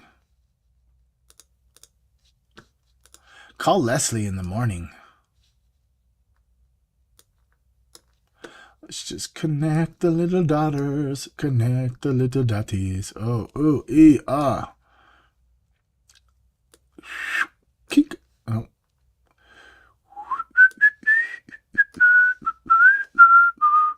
All right, that's who he is. That's who he is. That's who he is. He was a well-known figure in Bitcoin. Aren't there allegations or some crazy fucking shit that say something along the lines that maybe Jeffrey Epstein created it, bro? Weird. The relationship with Epstein, direct, frequent, and personal. The correspondence shows Pierce and Epstein communicated regularly about meeting in person, often at Epstein's New York townhouse at 9 East 71st Street in the Caribbean. Oh, he went to James's Island, St. James Island, you know what I'm saying? Meeting logistics. Often at Epstein's homes in September 2014, Pierce wrote to Epstein, "My flight departs at 6 p.m. tonight. Does Jeffrey have time to meet this afternoon before I leave?" Epstein's assistant. "Hello, Brock. Come see Jeffrey today at 1:30. In 2012, the same pattern. "Hello, Brock. Jeffrey is asking if you might be able to come see him." I bet they were lovers. You know what I'm saying? Potentially they were lovers too. Or he's just like an abuse victim from a child and just became Brock Pierce. As with Brock Pierce we know, he was actually just a trauma victim, a Manchurian candidate, one of those the savant syndrome children that were abused on the island and then had their teeth taken out so that they could put low vibrational frequency devices inside of their teeth so they could speak to them directly inside of their head to make them go crazy. I'm just kidding, dude. I'm just kidding, bro. I don't know what I'm talking about. In 2011, Pierce wrote, "I'm scheduling a trip to New York in the next few weeks. Let me know when you'll be in town and I'll schedule my trip around it." Wow. Run that back again? All right. Well, potentially, you either have to see with all of these, hey, can we meet? Hey, can we meet? Hey, can we meet? Hey, can we meet up? They're either fucking. That's definitely actually probably happening. But this dude could have been a kid that was abused on the island and then like turned into like a mind slave because trauma compartmentalized his consciousness so much that he's just easily controlled, especially through his perpetrator. And then, Epstein had that little dentist room where either he's gloating to the other elites that, hey, my victims don't have teeth, they can't bite you, or he's like taking the teeth out and then implanting a low frequency device inside of the tooth, or something along the lines of putting it in the tooth, creating a device to put around the tooth, obviously without the individual knowing. And then for the rest of the time, they can just like send out these low vibrational frequencies and literally put thoughts in your head and have you hear voices and shit. Supposedly, that's at least that's what MK Ultra was doing. The Little St. James connection. Perhaps the most telling email is from October 2018, a direct exchange about Little St. James, Epstein's private island in the U.S. Virgin Islands, where much of the trafficking occurred.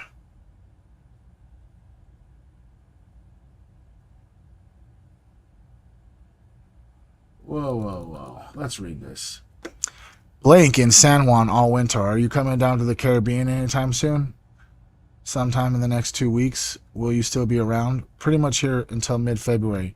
Great. I'll either come see you or you to me. When are you visiting? I can fly there Thursday afternoon. You are welcome as always to visit me.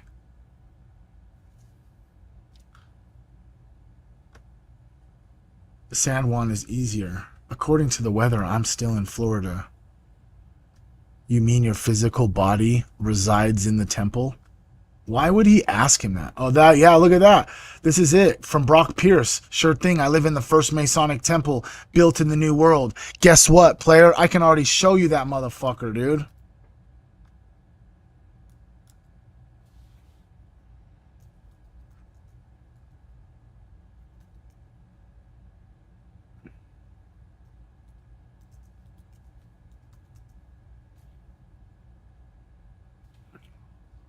Where was it at? Del Cristo. 250 Cale.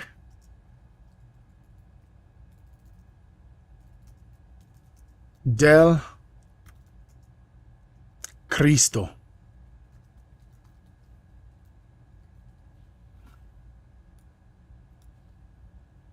Ah! I typed it wrong.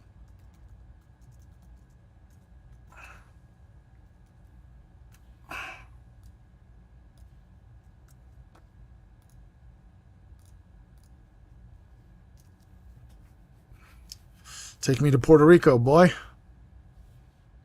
Now, we looked here. We looked all around in here. If I'm being honest, there's no temple anywhere around here.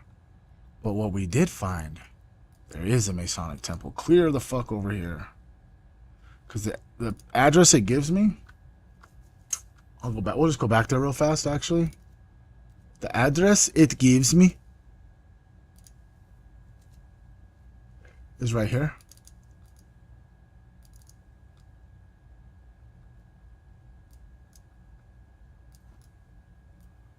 Street view it up. Street view it up. Street view it up. It's right here. Bink. Oh, it's another gift shop. Of course it is. They always put gift shops there. Dude, I'm telling you, I'm in some fucking weird fucking Google Earth cage, bro. You're telling me that there's like half... Like, what is this? How did a camera capture this?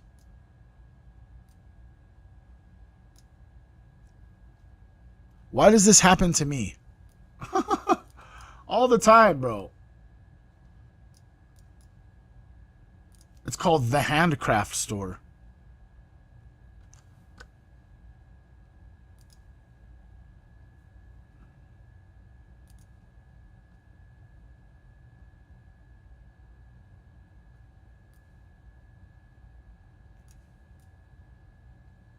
Like, what is this?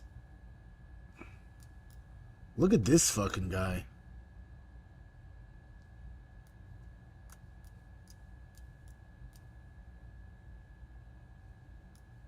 It seems weird.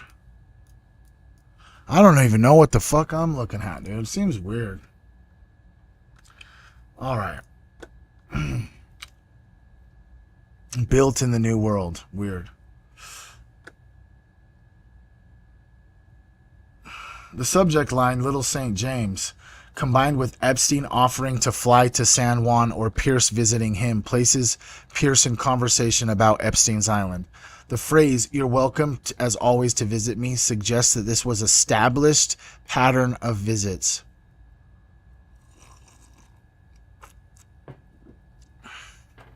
For real, how many of them shops do, huh? Business and social intersections, crypto investments.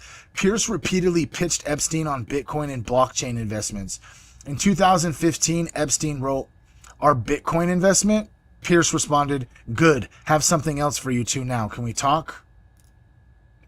Thank you. Introductions to powerful people. Pierce offered to connect Epstein with notable figures like Bill Newman, Steve Bannon, and Eric Poehler. Wait a second. A Walt Disney executive? Would you like to talk to David Newman, a venture capitalist and the former CNET Walt Disney executive? Weird. We're just making connections everywhere. Disney and Epstein again?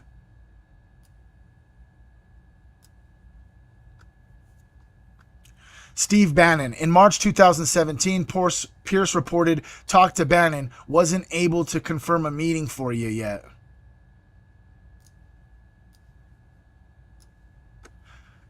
Eric Poehler. Pierce had a question about connecting Epstein with Poehler, a tech entrepreneur.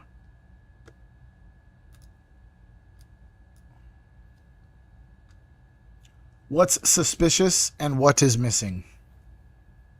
The alarm flag. One internal document references an alarm Brock Pierce dated November 11th. That's weird. Without more context, this appears to be a flagged entry about Pierce in Epstein's internal systems. The kind of note kept on associates. Pierce's background context. The documents don't directly implicate Pierce in trafficking or recruitment, but his role appears to be as a business associate and social contact, a crypto investor who had Epstein's ear, visited his homes, knew about Little St. James, and acted as a connector to political and tech figures. The correspondence is mostly about scheduling meetings, discussing investments, and making introductions. But the pattern is worth noticing. Pierce was in Epstein's orbit for 7 years, visiting his residence, being told about the island, being used as a bridge to powerful people. The emails show a level of trust and access that went beyond casual acquaintance. Pierce could reach Epstein directly, propose meetings, and get responses quickly. What the documents don't show. Obviously, there's no evidence that connects them, obviously, right? But it's weird that Brock Pierce emailed Epstein, a former child actor turned billionaire. He faced multiple accusations of underage misconduct involving underage boys.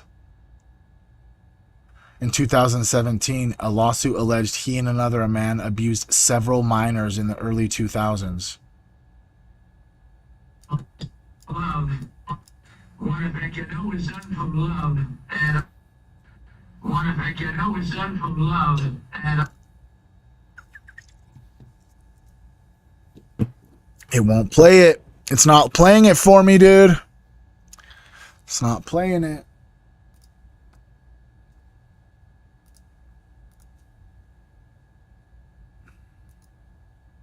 I know it's done from love, and he's a good pastor, he's a good man.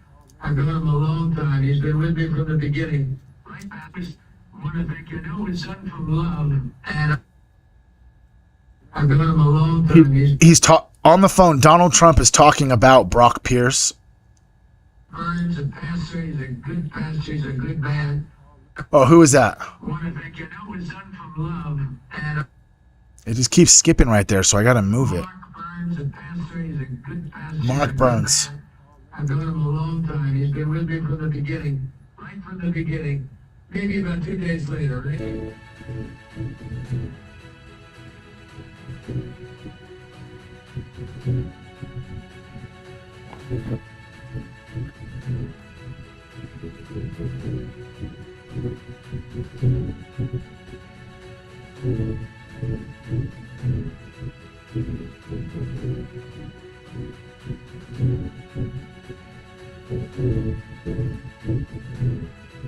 Seems weird.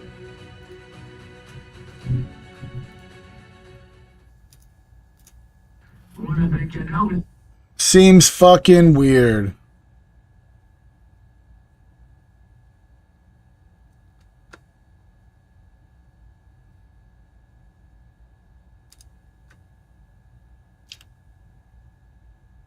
Weird. Done from love and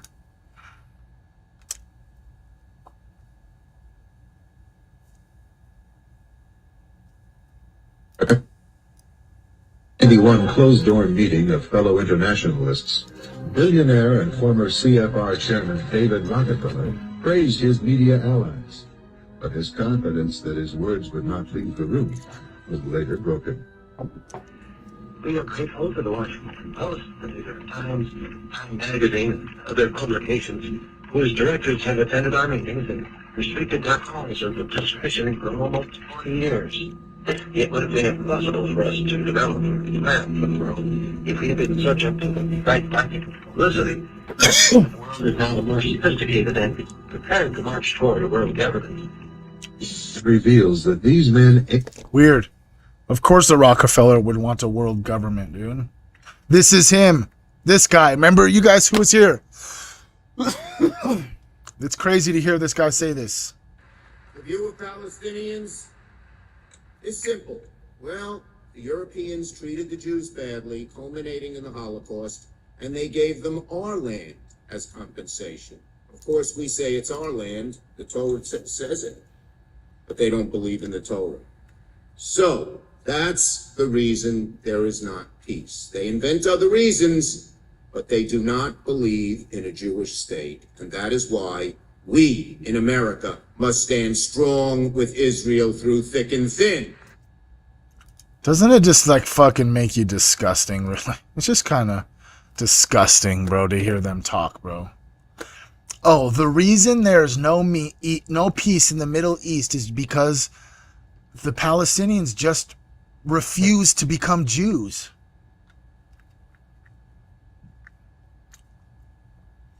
This is the type of crazy shit that I have on my fucking ago, when an armed man decided to investigate a D.C. area... Pizzagate. It became a major story weeks ago when an armed man decided to investigate a D.C. area pizza place for himself.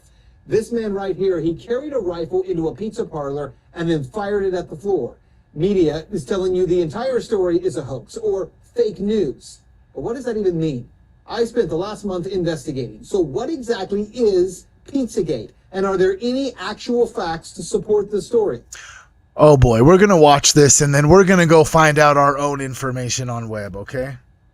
I've got to warn you, what we're going to talk about tonight will be disturbing to some people. But this is a reality check you won't see anywhere else. Reality check with Ben Swan.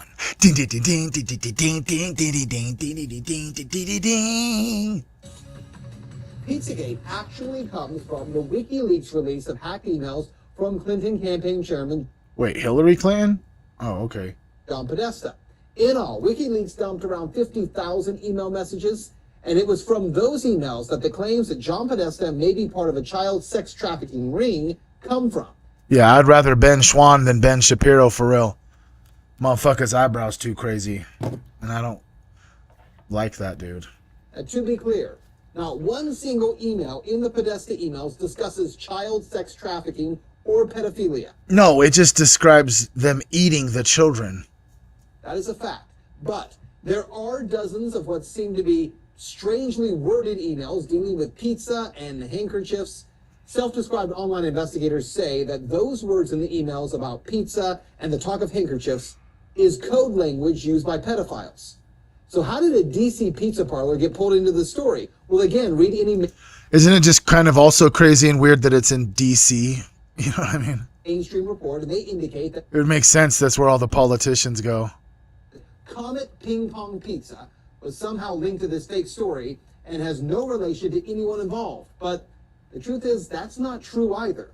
What media is ignoring is that the Comet Ping Pong Pizza place is actually referenced in the Podesta emails at least a dozen or so times, and that the owner of that place, James Alfantis, is a friend of John Podesta. He was actually named, this is kind of strange, by GQ magazine as one of the top 50 most powerful people in Washington. That's kind of fucked up and weird. How is it that someone that owned a pizza parlor was one of the most powerful people in DC? That's really fucked up to think about. Yes, we're talking about a pizza parlor owner. Now let's talk facts here. There is no solid evidence that Comet Ping Pong Pizza is being used to run a child sex trafficking ring. But there are some very strange connections between Comet Ping Pong Pizza and a second pizza place 2 doors over, Besta Pizza, and the accusations of pedophilia. Now this is where things start to get strange when you research this story. Now to begin, I need to show you a 2007 unclassified FBI document. That document, according to the FBI, contains commonly used symbols by pedophiles to express their preference in children. I want you to see these images here. These are the images. Notice this one on the end, the triangle. That image signifies something called boy love. The pizza place next door to Comet Ping Pong Pizza, Besta Pizza, well, this was their logo until only a few weeks ago. Clearly, you can see that the Besta logo actually contains the same image, I'm going to show you again, as that boy lover image. Interestingly, after Pizzagate investigators pointed this out, Love you too. Peace out, dude. Besta Pizza changed their logo, and there it is now. They've removed the triangle. Also, Comet Ping Pong, owned by Alphantis, is the place where a number of performance artists perform regularly. 2 of the groups that perform there, who you can see advertised, by the way, on this Comet Ping Pong poster, include a group called Heavy Breathing and another group called Sex Stains. Well, if you check out the YouTube videos by these bands, Heavy Breathing has songs that do joke about pedophilia, and the band Sex Stains has a video that includes, and you see it right there, that same boy lover symbol. It's nearly identical to the one that the FBI does say is a pedophile code symbol for boy love. As I said, there are some strange things there. As for the owner of the pizza place, James Alphantis, well, he was one time in a relationship with David Brock, who ran Media Matters for America. Well, since Pizzagate began to blow up online, he has made his Instagram profile, Jimmy Comet, private. But an archive search of Instagram reveals a number of strange photographs and words with strange and disturbing images associated with them. Look, to the point where we can't show you those pictures. We're not even going to describe them to you because some viewers would find it too disturbing to share on TV. Now let's talk about the Podesta brothers, because remember, it was John Podesta's email that was hacked. In those leaked Podesta emails, John Podesta talks about his close relationship with Dennis Hastert, a former Speaker of the House, who was recently sentenced to 15 months in prison for abusing boys years ago. He was referred to by the judge as a serial child molester. According to the Washington Post, visitors to Tony Podesta's home in Falls Church got an eyeful when they walked into a bedroom at the Podesta residence hung with multiple color pictures by Katie Grannon, a photographer known for documentary-style pictures of naked teenagers in their parents' suburban homes. And to be clear, that just begins to scratch the surface of how strange some of this stuff is. And bear in mind, we can't get into a lot of the real details of it because of the limits on broadcasting this on television. But it is some very strange stuff. Now keep in mind, again, there is no proof here that there is a child sex ring being operated out of a DC pizza parlor. Investigators have already proven there's nothing to the story, right? Let's go ahead and just look ourselves. I don't know if they have the Podesta files in here or the WikiLeaks. But let's just go ahead and just look ourselves, shall we? Let's just get the information ourselves. Can we do that? I need all information about pizza, jerky, Comet, pizza, pizza gate.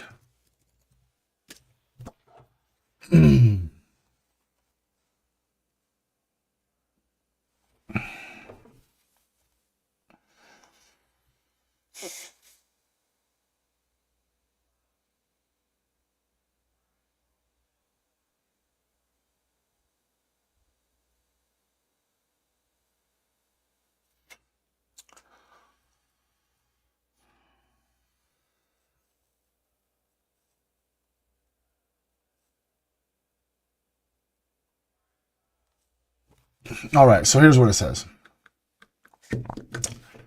Pizzagate, Comet Ping Pong 2016. The clearest evidence that the FBI treated Pizzagate as a matter of record comes from the FBI OA log from 2017. FBI OA number 1363457, opened on December 21st, 2016. Lists its subjects as Pizzagate, Comet Ping Pong Pizza. This is significant. The FIOA log entry confirms that a request was filed specifically for the records about Pizzagate and Comet Ping Pong just 17 days after Edgar Welch's raid on the restaurant. The fact that the FBI logged it with the exact phrasing, including the term Pizzagate, indicates that the Bureau received and processed a request for records related to the conspiracy. The most unexpected finding comes from within the Jeffrey Epstein DOJ exposure. What's up, Corinne from Montreal, Canada? How's it going? Here is the FIOA request.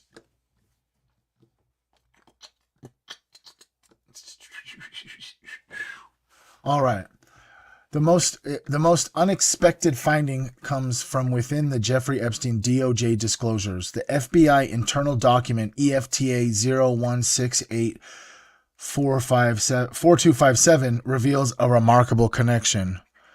Research identified that the owner or operator of the escort agency was a previous human trafficking victim from Jeffrey Epstein.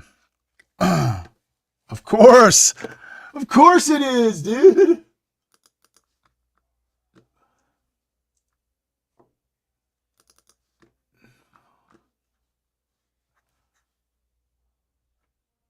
Disseminated a TIR for case initiation on identified Palm Beach County escort agency allegedly involved in trafficking a juvenile female.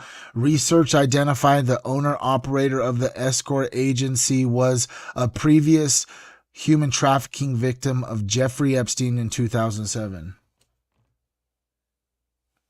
What? That's crazy.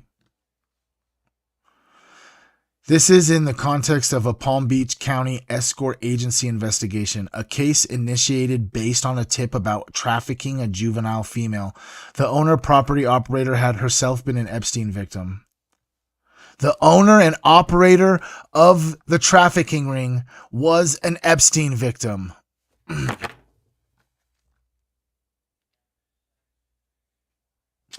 Oh, wow. FBI tip, July 2020. James Alefantis was named in the Epstein-Maxwell case. This is the most direct document link between Comet Pizza and the Epstein investigation. An FBI intake report dated July 8th, 2020, under case 50D NY 3027571, Jeffrey Epstein child sex trafficking, received an anonymous tip via the FBI's National Threat Operations Center, and the tip reads, Reddit user redacted is Ghislaine Maxwell. James Alefantis, who owns Comet Pizza, recently made his Instagram private. He had a picture of a freezer room in his basement that belonged, or in his, well, I got to read this again. Reddit user redacted is Ghislaine Maxwell. James Alefantis, who owns Comet Pizza, recently made his Instagram private.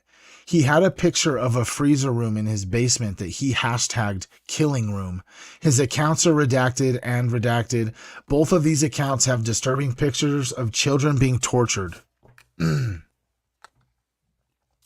The tip continues, naming Desai Olarte de Canavos as someone who has helped Ghislaine Maxwell traffic children, alleging she moved kids through the Ritz-Carlton Hotel and a charity front called New Yorkers for Kids. The tipster claimed both Canavos and Alefantis were monitoring their Instagram account, making them feel personally threatened. The FBI classified the threat to life as false and logged it without triggering an emergency response. The tipster's description of the crime was child sex trafficking, murder occurring continuously and widespread.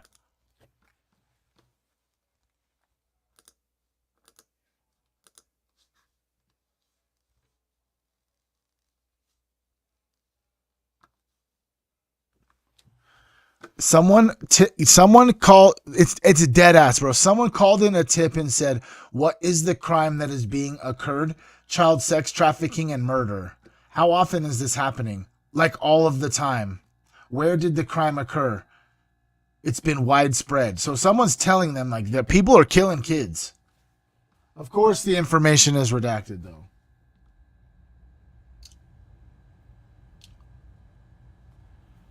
A lengthy article from The Atlantic, June 2020, included in the Epstein DOJ release files, EFTA 0660434, provides the most comprehensive single document account of Pizzagate phenomenon.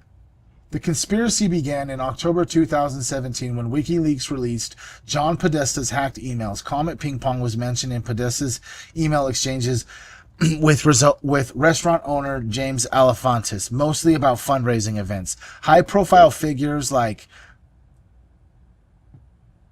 Mike Cernovich and Alex Jones advanced the claim that references to pizza and pasta were code words for girls and little boys. Some claimed the abuse was happening in the basement at Comet, where there is no basement.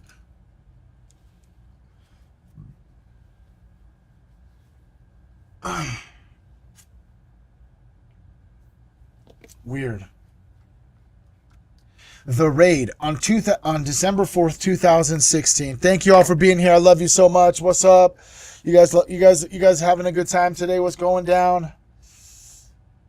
You guys what's going down? We're just learning. We're deep diving into some shit about fucking Epstein and Disney, dude, and fucking Freemasonry, bro, and fucking we talked about digital currency. We just been going off today, bro. We kind of been all over the place today, haven't we?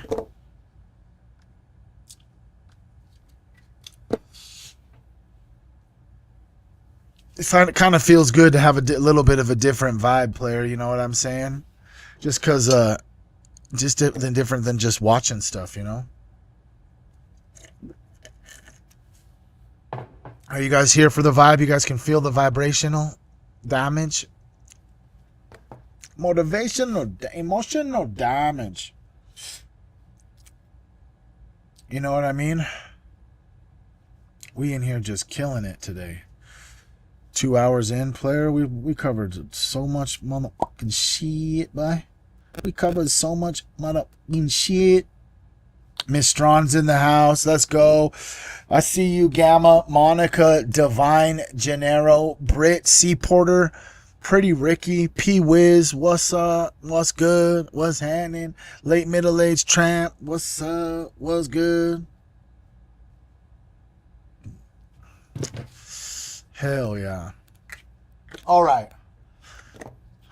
Just got to bring you in close real quick and just give you the heart hands, bro. Love you guys.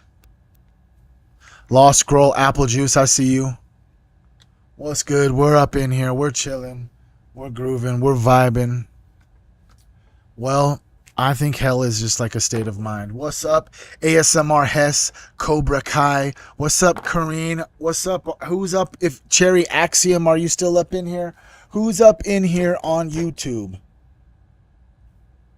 Because the YouTube chat isn't... Monica, what's up? Love you. The YouTube chat isn't as live as the Twitch chat be sometimes. You know what I'm saying? So when the numbers... And Queen Trip's in here too, of course, always. I love you, baby. But on YouTube, all I can see is that there's 4 people in here, but the chat doesn't go as much as it does for me to be able to get a good consensus of who's up in here. You guys been having a good time so far?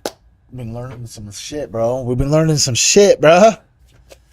We be up in here grinding, bro. Team Humans in the house. Hey, thank you so much for gifting a sub. Let's go. Let's go, dude. A 1 of 10 sub goal. Let's go. Thank you for the gifted sub, late middle-aged tramp. I appreciate that so much. Hell is a state of mind and heaven is a state of being. Ooh, did you get that little free drop of knowledge right there? I said it differently than most people say. Hell is a state of mind, and heaven is a state of being. All right. On December 4th, 2016, Edgar Madison Welch, he drove 360 miles from Salisbury, North Carolina to Comet Ping Pong, armed with an AR-15 rifle and a .38 revolver and a shotgun. He fired into a lock on a door that was inside the restaurant, which turned out to be a small computer storage closet. Oh, you mean that they were recording all the people that go there too so they can blackmail them? You know what I'm saying? When you go somewhere and there's not supposed to be a hidden closet with a computer server, you could just almost guarantee that there's some surveillance happening for sure, and at least in the building, everywhere around that building, every room, all of it is surveilled. And why? Is because you need a whole closet just to even run one little surveillance system for one little building. Imagine how big the surveillance system needs to be to watch all of us. Wait a second. Isn't the new Utah data center like 40,000 acres? Oh yeah, it's because they need an individual little computer data set for every person on the planet, and then that's where all of your data is just going to collect, and it's over time going to have an AI that pilfers through all of it and potentially be able to track everywhere you go and everything you do and everything you say. Dun dun dun.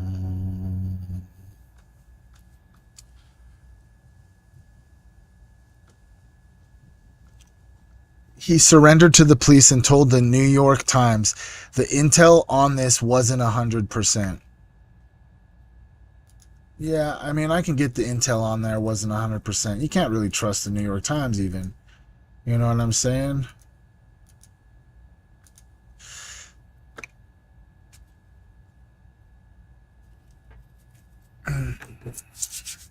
Welch was, I mean, if let's just, we could just throw a theoretical out there, okay? If we're just timing this right, supposedly Hillary Clinton and the Democrats were allegedly connected and tied to this pizza place where they were torturing and eating children, allegedly.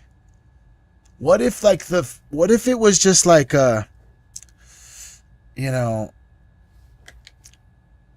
other political candidate was just like playing some gang member warfare to like knock you off of your pedestal and expose the things that you're doing to make him seem good so that he can win the presidency. Because it was 2016, bro. Jeffrey Epstein wasn't all up in the news. Think about it. Think about it. If Trump was like Epstein's crony, bro, like they were ace deuces, allegedly, people say sometimes that Trump met his wife through Epstein. I don't know if that's true, but that's what some people on the internet have been saying. So like imagine them like mafias, bro. Imagine them like like that word exactly, like a mafia, a political mafia that have more powers than Al Capone had. Has more power than, you know what I'm saying? Like just this immense amount of power once you reach certain political offices, bro. And wait, once you reach certain political offices, you just get security forever. So you just have like armed guards walking around with you everywhere you go. That's just like a fucking gang. The fuck? You think the leader of the fucking of a gang or a hood in some city goes anywhere without his homies with to have guns? Come on, bruh. And then, you know what I mean? It just potentially was the opposite gang of Hillary Clinton. You could go ahead and assume whoever that is, but whatever the opposite gang of Hillary Clinton, they were the ones that were like turned on, they controlled the narrative, pointed the guy in the direction, had him just go be a patsy to just bring the fucking news and the feds even there. He may or may not have been given wrong or right information, but he was directed by somebody. Here's these guns, go do this, we'll help this way, we'll give you this, we'll give your mom that, do this. And so they just got the news there, they just got the feds there so that this story perpetuated so that he could allegedly become president. I mean, so that you know what I'm saying?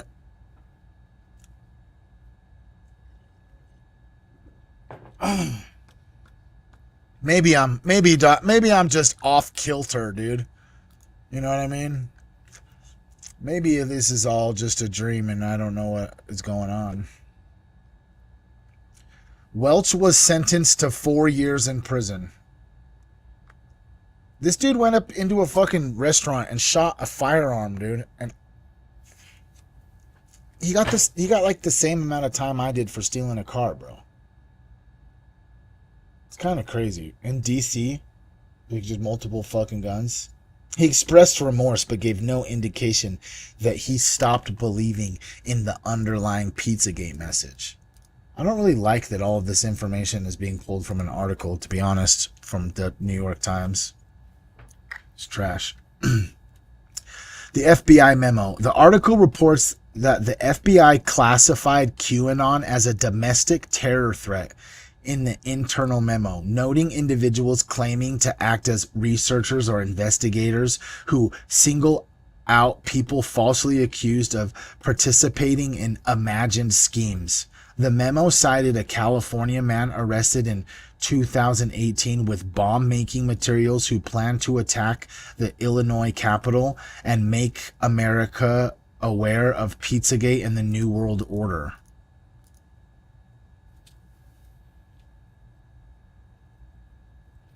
Okay, so I'm going to have to be 100 with you guys. You know what I mean? I'm going to have to be 100 with you guys. I don't really fully know a lot about this QAnon thing.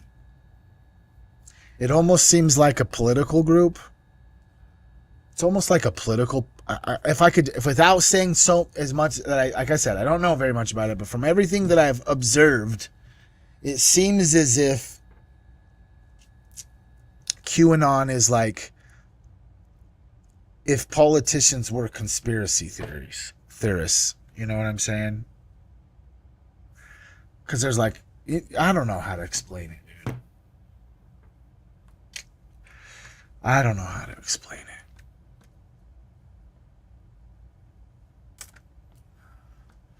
The Palm Beach Sheriff's tip involving Podesto in July 2020. Another email within the DOJ Epstein disclosure, EFTA 00151170, shows a Palm Beach Sheriff's Office suspicious activity report being forwarded to the FBI on July 25th, 2020. An FBI agent in Miami wrote, I seem to recall the name Podesta and speaking to an agent out of New Haven about it, but I'm not recalling the details right now. Anyway, let me know if we can help out any further on this.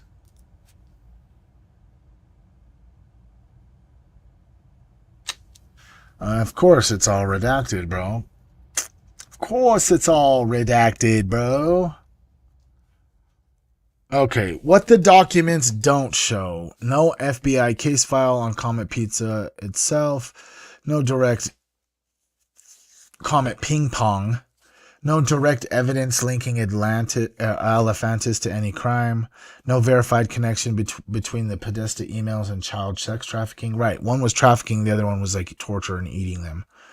The documents show the theory originated from misinterpreted WikiLeaks emails about fundraising events and pizza orders.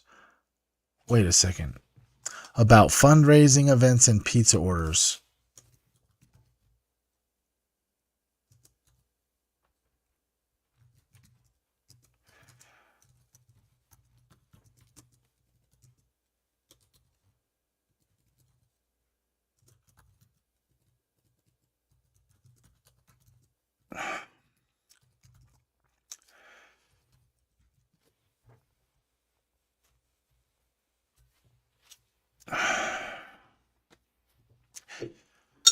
All right, dude, here we go down the rabbit hole.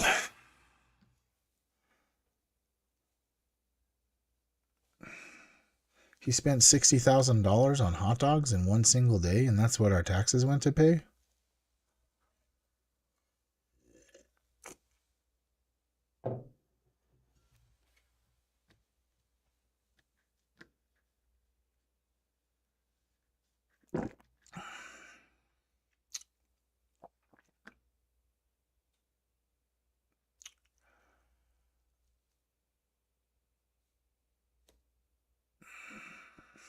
Let's see what this says. Let's see what this has to say. Obama and Comet Ping Pong. Zero direct evidence.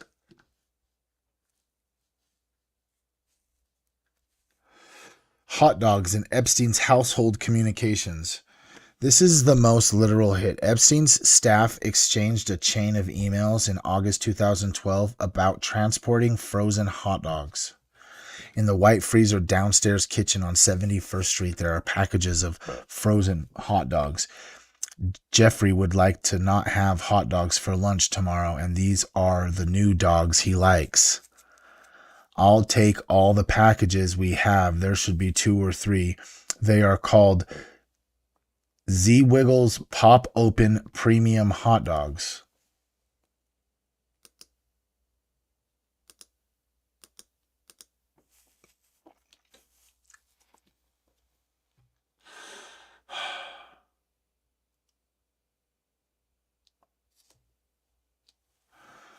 Okay, someone named JoJo. The chain involves multiple staff members, Francis Derby, Leslie Groff, and someone named JoJo, coordinating to get specific brand of hot dogs from New York City to wherever Epstein was staying. The conversation also involves 3 loaves of Jeffrey Epstein bread, total 7 grain from Ellie's. Separately, Epstein was sent a link about 140 years old Coney Island hot dogs in 2010, forwarded to his brother Mark. The exchange jokes about eating hot dogs in Korea. He also sent a series of crude sexual puns using food terms like Alabama Hot Pocket, Blumpkin Pie, Alaskan Pipeline to a female correspondent. He was just like sexually just being provocative to this female. Weird. Or it's... The hot dogs are real, specific, and mundane. They tell us Epstein was particular about his food and had a household operation capable of shuffling groceries through properties. Obama's named presence in Epstein orbit. There is the more substantial connection. Obama appears multiple times across the Epstein documents, never as an alleged participant in anything criminal, but as a figure Epstein discussed, tracked in the news, and whose inner circle intersected with Epstein. Epstein discussed Obama with Jess Staley. Obama really wants a fight. It's crazy. They took bailout money, and then the problems they all inherited, not of his doing. He reached out a hand to help and was taken advantage of.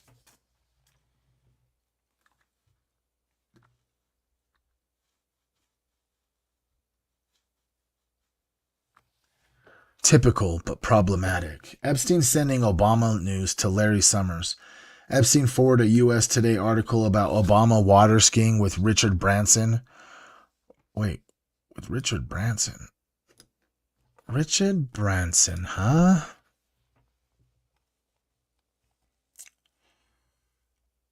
Are there any sexual allegations of sexual misconduct, specifically with minors, for the person named Richard Branson? I looked into this and found reports of sexual harassment allegations against Richard Branson from adult women. One notable case involves Antonia Janae. No, I'm talking about him being the perpetrator on women or children. I understand. You're asking whether Richard Branson has ever been accused of sexual misconduct toward women or children as the perpetrator. From the reports I found, there are allegations of inappropriate behavior toward adult women, but nothing about misconduct involving minors. Okay, so perpetrator hanging out with Obama, writing your man of the people. Summers responded with, "It's okay. He didn't wreck world and avoid scandals."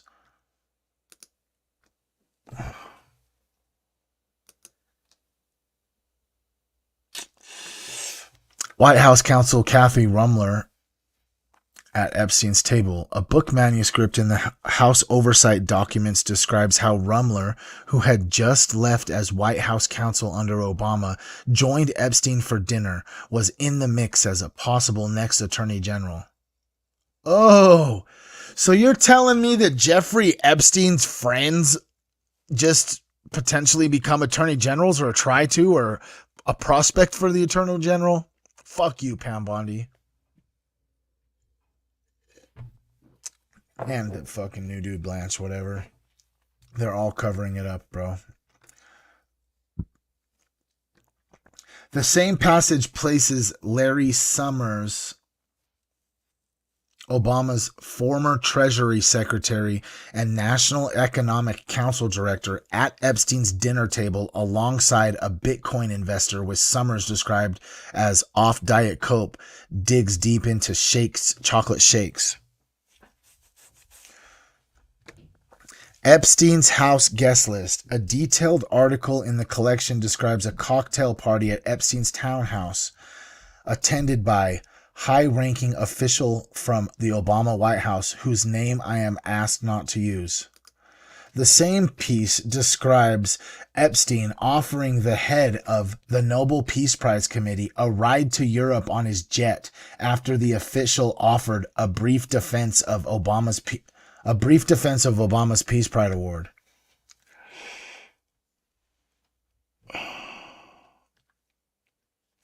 Michelle Obama is on a contact list.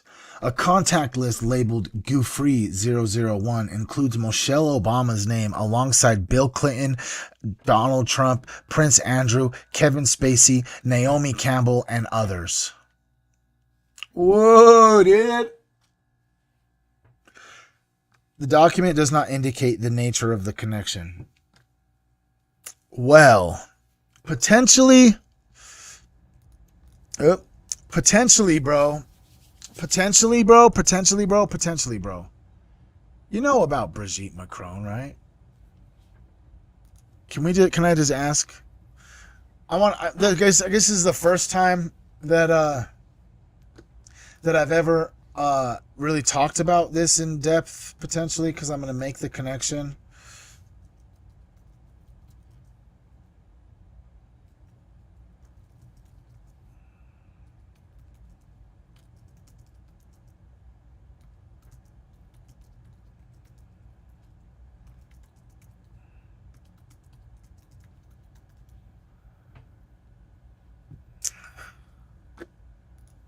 Come on, Brigitte Macron, you know,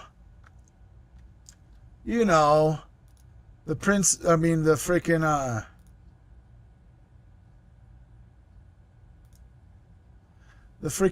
the First Lady of France, bro. The First Lady of France, Brigitte Macron. Well, anyways, if you have watched Candace Owens, oh yeah, A113, that's adrenochrome. It's all over Disney. Anyways, allegedly, or Pixar and DreamWorks and all that stuff. They're just like putting adrenochrome references everywhere, just like Walt Disney was putting sex references everywhere subliminally in their pictures. But if you do any deep diving into what Candace and Xavier Poussard researched about the fucking president of France and his husband, I mean, the first lady of France, Brigitte Macron, is it seems to be as if that this transgender dude turned into a chick after pedophilically assaulting this young Emmanuel Macron when he was a kid, allegedly, and then getting a gender, getting the gender transition and then becoming a pedophile and then becoming the first lady of France. And possibly Emmanuel's dad. We just don't really fucking know, but it goes deep. Now, I mentioned he transitioned into a dude and then, or he's transitioned from a dude to a chick. Conspiratorially speaking, if I put on my tinfoil hat, there is a conspiracy that Michelle Obama... No, there's no conspiracy. She's a dude, bro. It's a dude. He's a dude.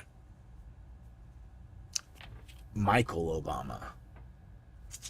And it just seems weird that this individual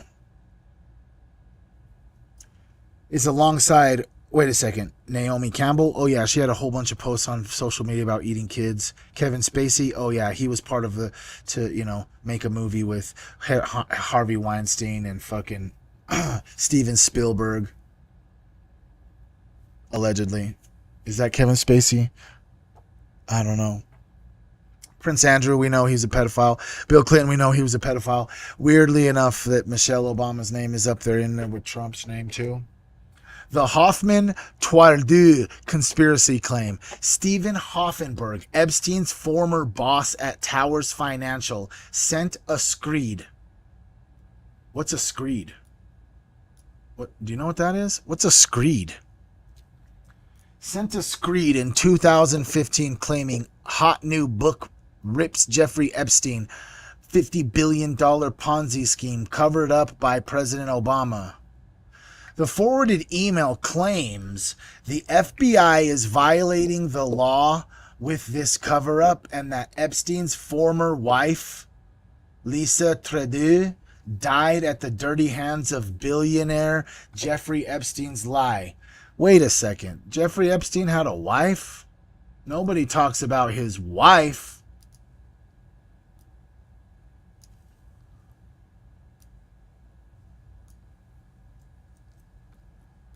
Oh, fuck you, Brigitte.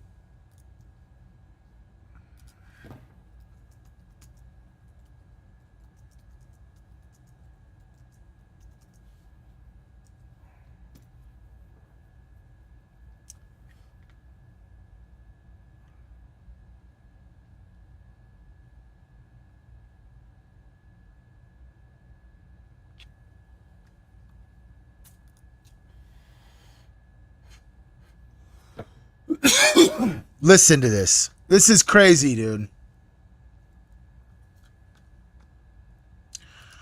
This is what this says. Stephen Hoffenberg was this chick's husband.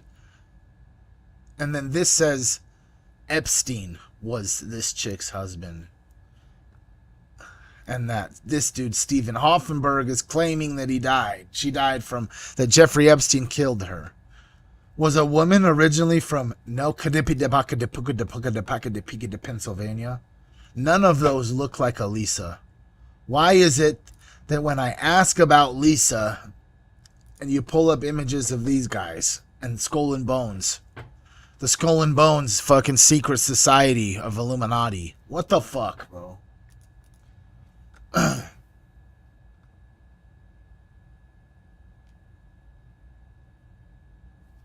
A major obituary for Stephen Hoffenberg notes that he was married to Lisa Twardowski, who went by Lisa Trudeau. You just went by Trudeau? And she preceded him in 2014. Her name appears in material alleging that Epstein and Hoffenberg were involved in large-scale financial misappropriation, where Lisa Trudeau was listed alongside them in the narrative of the Towers financial fraud-related claims. An obituary states that she died on January 15th at the age of 52.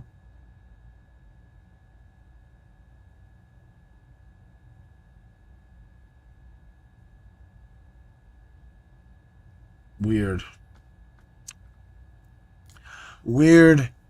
This is uncorroborated accusation from a convicted Ponzi schemer. Hoffenberg was convicted of fraud in the 1990s, so he was already like a Ponzi schemer, bro. Does it say cause of death? It doesn't necessarily say cause of death. I can ask it.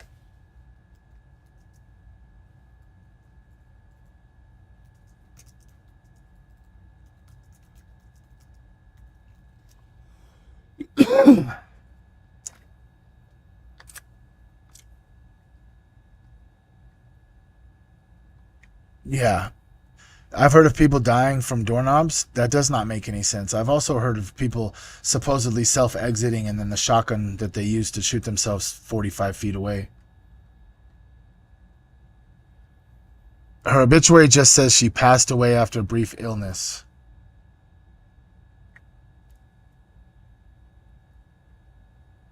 A brief illness. She knew too much. That seems to be the brief illness going around for all the scientists too. You know what I mean? It seems to just be like this brief physical illness or this brief mental illness that just seems to take out all the scientists, bro. All the scientists, bro. Each one of them. You know what I'm saying? Up until this date, there are 5 missing and 8 dead scientists.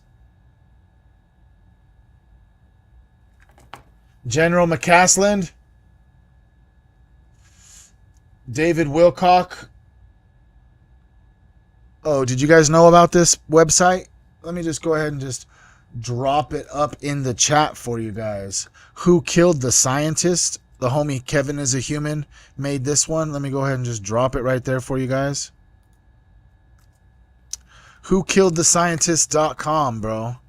It's in the chat. I'll pin it to the top of the chat for you guys. I don't know what it looks like to pin message. There you go. Boom. Pin to the top. You know what I'm saying? Who Killed the Scientist? Shout out Kevin Is a Human.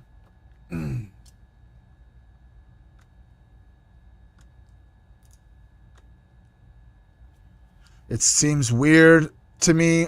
He has it in here. You know what I'm saying? From this right here. On May 8th, the Pentagon releases 162 declassified UFO files. Wouldn't it make sense that a lot of these potential things that are in the files potentially could be debunked or explained potentially by any of these individuals that are high up in the military and knew about all of this astrophysicists, scientists, rocket propulsion, anti-gravity stuff? Seems insane, right? Seems kind of insane. Blinker check, check it 1, 2, 3.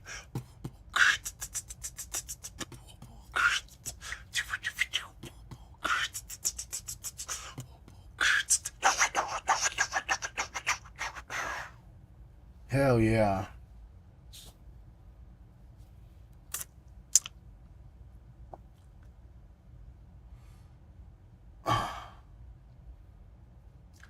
Online commentators conflating Obama with the Epstein Pizzagate narrative. The House Oversight documents contain screenshots of common threads from a 2014 article about the Clintons where the user posts, "Now we know what President Obama had on them," and "Oh, butt breath has made many enemies as his husband and the Clintons both." I mean, his wife.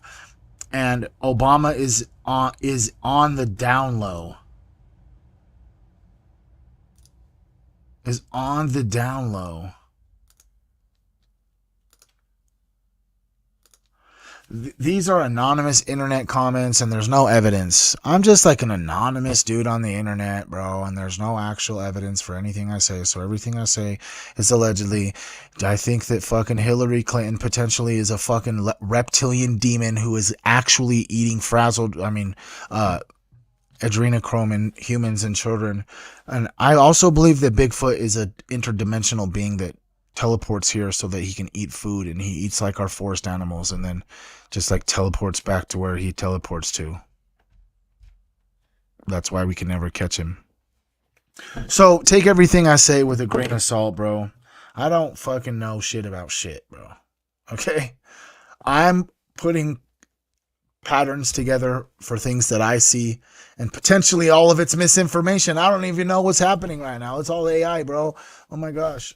I have so much DMT pumping out of my pineal gland right now. This is all just a fucking trip, dude. Bro, we're tripping, dude. Whoa, dude. None of it's real, dude.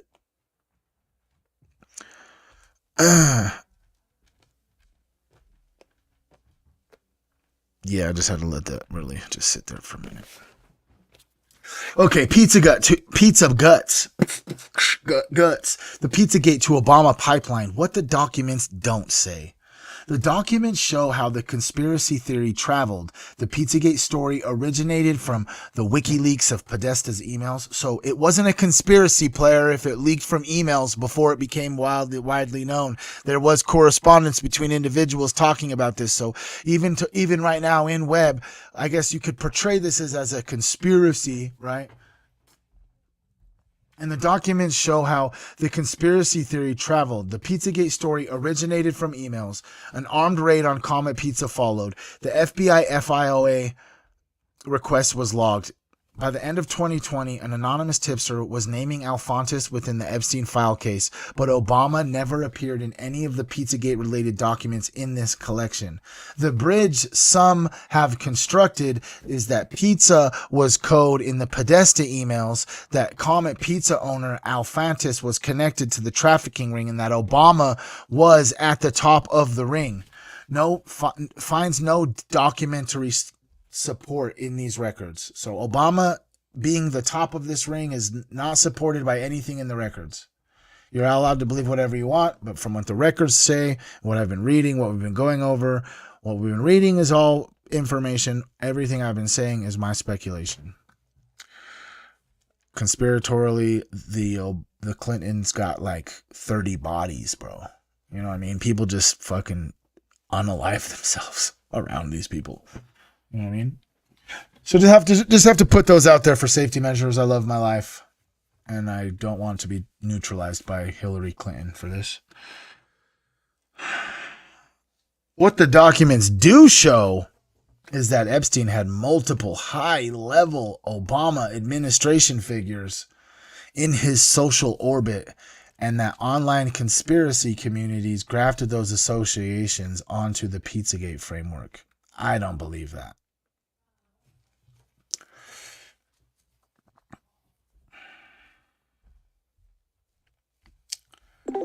Okay, so I know it's not true, but I've heard someone saying some wild stuff about like Barack Obama supposedly spending $60,000 on hot dogs. Can you provide me, as fake or as real as it is, just information regarding that topic, and where did it come from? Why did people say that? Sure thing. The rumor about Barack Obama spending $60,000 on hot dogs comes from a 2009 email leaked from a private intelligence firm called Stratford. In that email, an employee speculated, without any evidence, that Obama might have used taxpayer money to fly in pizza and hot dogs from Chicago for a White House party. Over time, conspiracy theorists, particularly those linked to Pizzagate and QAnon, twisted this into an unfounded claim that the pizza and hot dogs were code words for child trafficking. Fact checkers have repeatedly found no evidence that Obama ever spent that money or that the foods had any hidden meaning. It's essentially a conspiracy theory with no factual basis. If any of this leaves you uneasy, talking to a trusted person or professional can help you sort through misinformation. I might need a fucking therapist, dude. All the misinformation that's on the internet today. Like, what are we supposed to do, Perplexity? I just don't know what to believe. It's just so hard. It's just so scary out there with all the misinformation and conspiracies. I hear you. It can feel really overwhelming. There's so much noise online that it's hard to know what's trustworthy.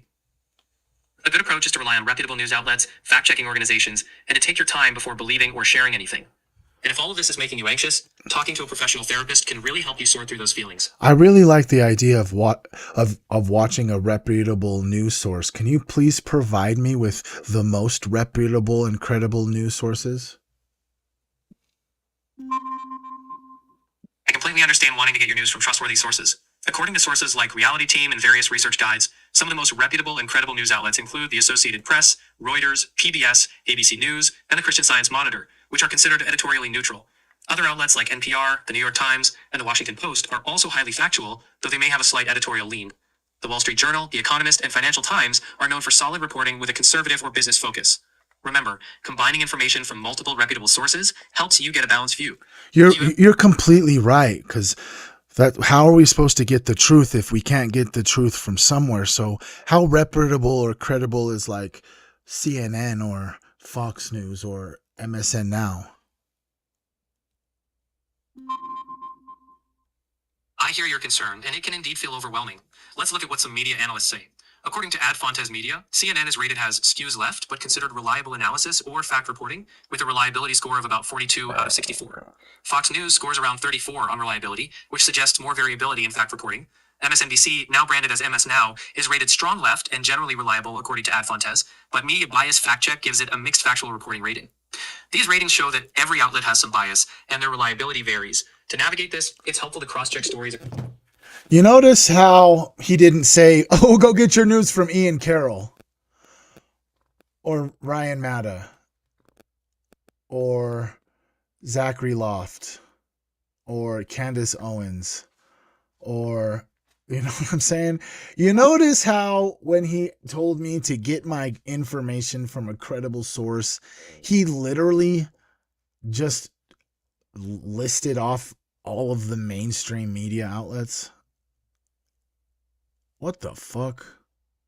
He didn't even encourage me the idea of finding a reputable podcast. He said, "Go plug into the Matrix, dude. You'll get all the truth you need there, dude." Shit, dude.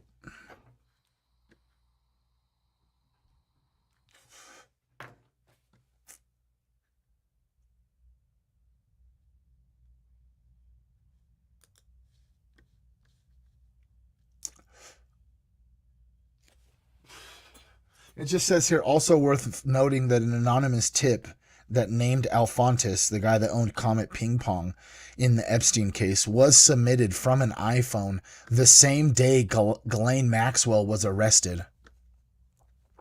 The tipster may have been reacting to the news, or the timing could be coincidental. Either way, that's crazy.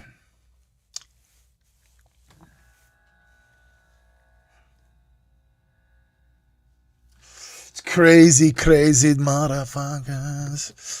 What's up, guys? What do you guys got going on for the rest of the day, bro? Dang, we had a good-ass little fucking stream, didn't we, dude? Didn't we, dude? We've been going for 236. We add all those numbers together. That equals 11, which equals 2. I don't know. I have this weird thing of just like fucking simplifying all of the numbers down to the smallest number, to a single digit, by just adding them as many times as needed to get them to go down. Anybody else have weird number stems? So like I'll look at fucking the time right now where it is 11:07 actual is the total's 9. I don't know, I just do weird shit when I look at numbers, especially when I'm like trying to decipher and decode whether like the universe is sending me codes or something, you know what I mean? I'm just like fucking super out there, bro. All of a sudden I'll be like making a video and I'll look at the total time it was recording, what the time of the whole video is based off of all of the edits and all of the clips that I potentially have to do, and then I'll add all those numbers up and then simplify it to get one single number. Sometimes I sit there and I'm like, oh, the sum of all those numbers is 5. 5 is my life path. Yep, push go, no more changes. Oh, no, it's a 7. I mean, let's just change it up a little bit and see if we can get a different number. Oh, it's a 22. Ooh, cool, it's a 4. You know what I mean?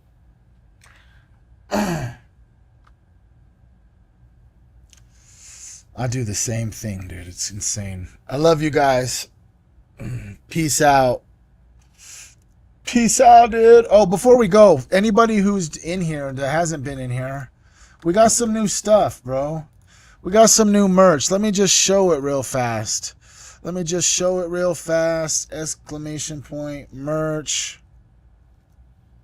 We don't have. Here's the link right there. Boom. We don't have new merch. New merch is coming, but we have some merch we dropped just a few weeks ago. Haven't, you know what I mean? I've just been trying to stay afloat, not trying to push the merch too much. The merch is going well. Oh. Stuff is shipped out. Got a few more stuffs to do. All right, so here it is. Check it out, dude. The Be Not Afraid, you know what I'm saying? tripoverdrip.shop. Go back. We got this. This is the one that's been on fire, bro. Release all of their names. Stop protecting pedophiles, bro. Can we not all just actually resonate with all of the files we were actually looking at, dude? There were so many redactions. Do you guys remember the one about Epstein and the FBI knowing he was trafficking, and it was like the whole thing was redacted? Release their names, bro. Stop protecting pedophiles. Team Human, 99% over the 1%, bro. We got the cool ass little Be Not Afraid reusable tote bag. We're all about positive vibes and positive frequencies. We try our best to use the resources applicable. So we pick these specific bags because they're made out of recycled jeans. If you know anything about the consumerism and how there are like literally beaches of clothing in Ghana and stuff of people just throwing away clothes, and it just that thing, just that image of the pants and the clothes littered all over in the beach and in the water and in the entire environment really just resonated with me, bro. And so the 100% heavy canvas recycled from jeans, we really are happy that we were able to get that.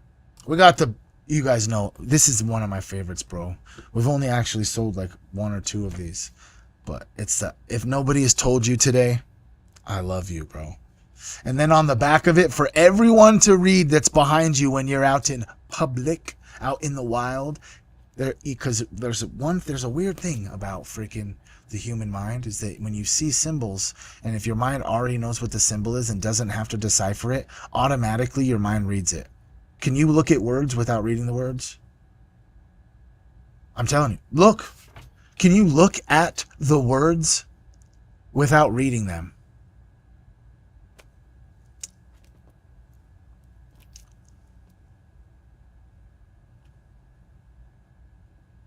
Can you? Because I love you. And everybody behind you would see that every single day. And sometimes people just need that. You know what I mean? Imagine if you're just having like the most horrible day in the fucking world, bro. And you just go up into the store or something and you see the shirt that says I love you. Wouldn't that just like make you feel good? That's the purpose. That's the whole point. Because some people don't feel seen. Some people don't feel loved. So, we got the alien bag. You know what I'm saying? Alien bag. Same thing. Recycled jeans. Yeah, just wanted to show off the new stuff. Tripoverdrip.shop. Help keep the lights on. Help with the whole thing. You guys are just amazing. I love you. I hope you all have a blessed day. Hey, Alan, I shipped out your shirt, and I actually think I forgot to put the stickers in. So I'll make sure that they get put inside of an envelope.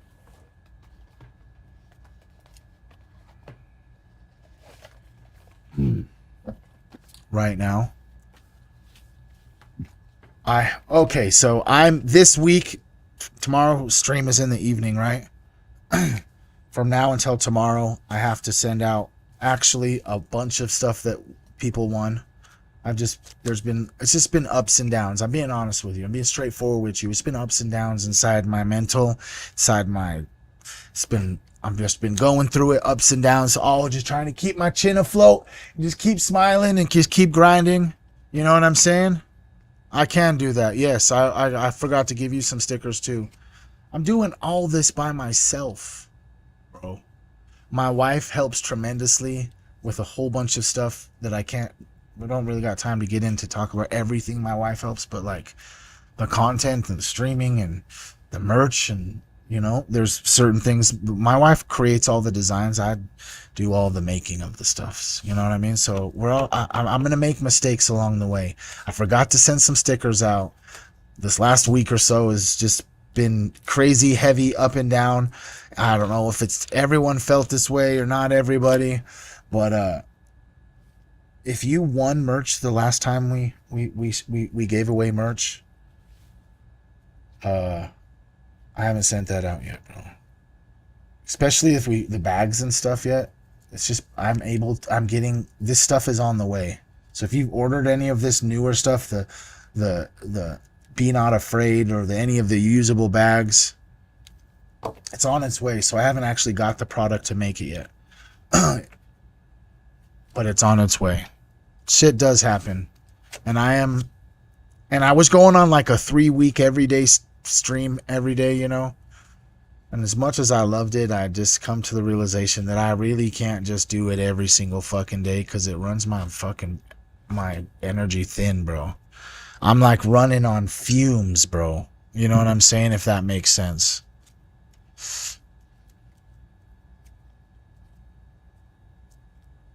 So I probably won't be every single day. It'll be Monday through Friday.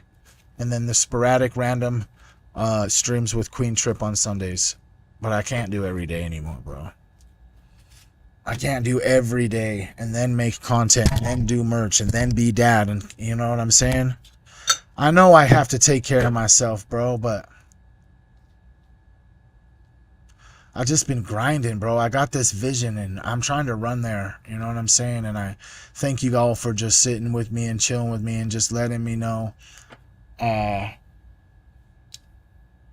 Just letting me know you support me, you know what I'm saying? Because you guys help more than you can ever even know. It's really just myself. I just want to just take off, bro. I'm just trying to fly before I learn how to fly, if that makes sense. I'm just the bird that just keeps jumping out of the fucking nest over and over again and just figuring out the flapping of the wings. And it doesn't matter if I hurt my leg, dude. I just jump again and flap them again. You know what I mean? And then, oh shit, now I'm trying to fly with one wing. Shit, dude. But I just jump again, you know? Just all the time, every day, nonstop. Just trying to build the fucking, generate, you know what I mean? Interdimensional pull from other sources. This magical thing, bro. This magical thing that we all experience. And that's this right here, dude. This right here, dude. All this stuff I do right here. The stuffs, you know? And so really this weekend, just actually, when that I didn't stream, it really was just like a reassurance to me, like, bro, you feel better, bro. I came back on Monday just jiving, bro. I'm just a jive ass turkey, bro. I'm just trying to just grind it out, G. I came back ready to hit it hard and go ham, like hard in the paint, like James Harden. So I got to just take some breaks. But I promise you now, if you're in the Discord, I'll be looking for a message from me today. Because I also got 2 fucking orders that I have to send internationally to New Zealand. So there's just stuffs. I love y'all. But by tomorrow, I'll have a lot of shit done. I love you. Peace out.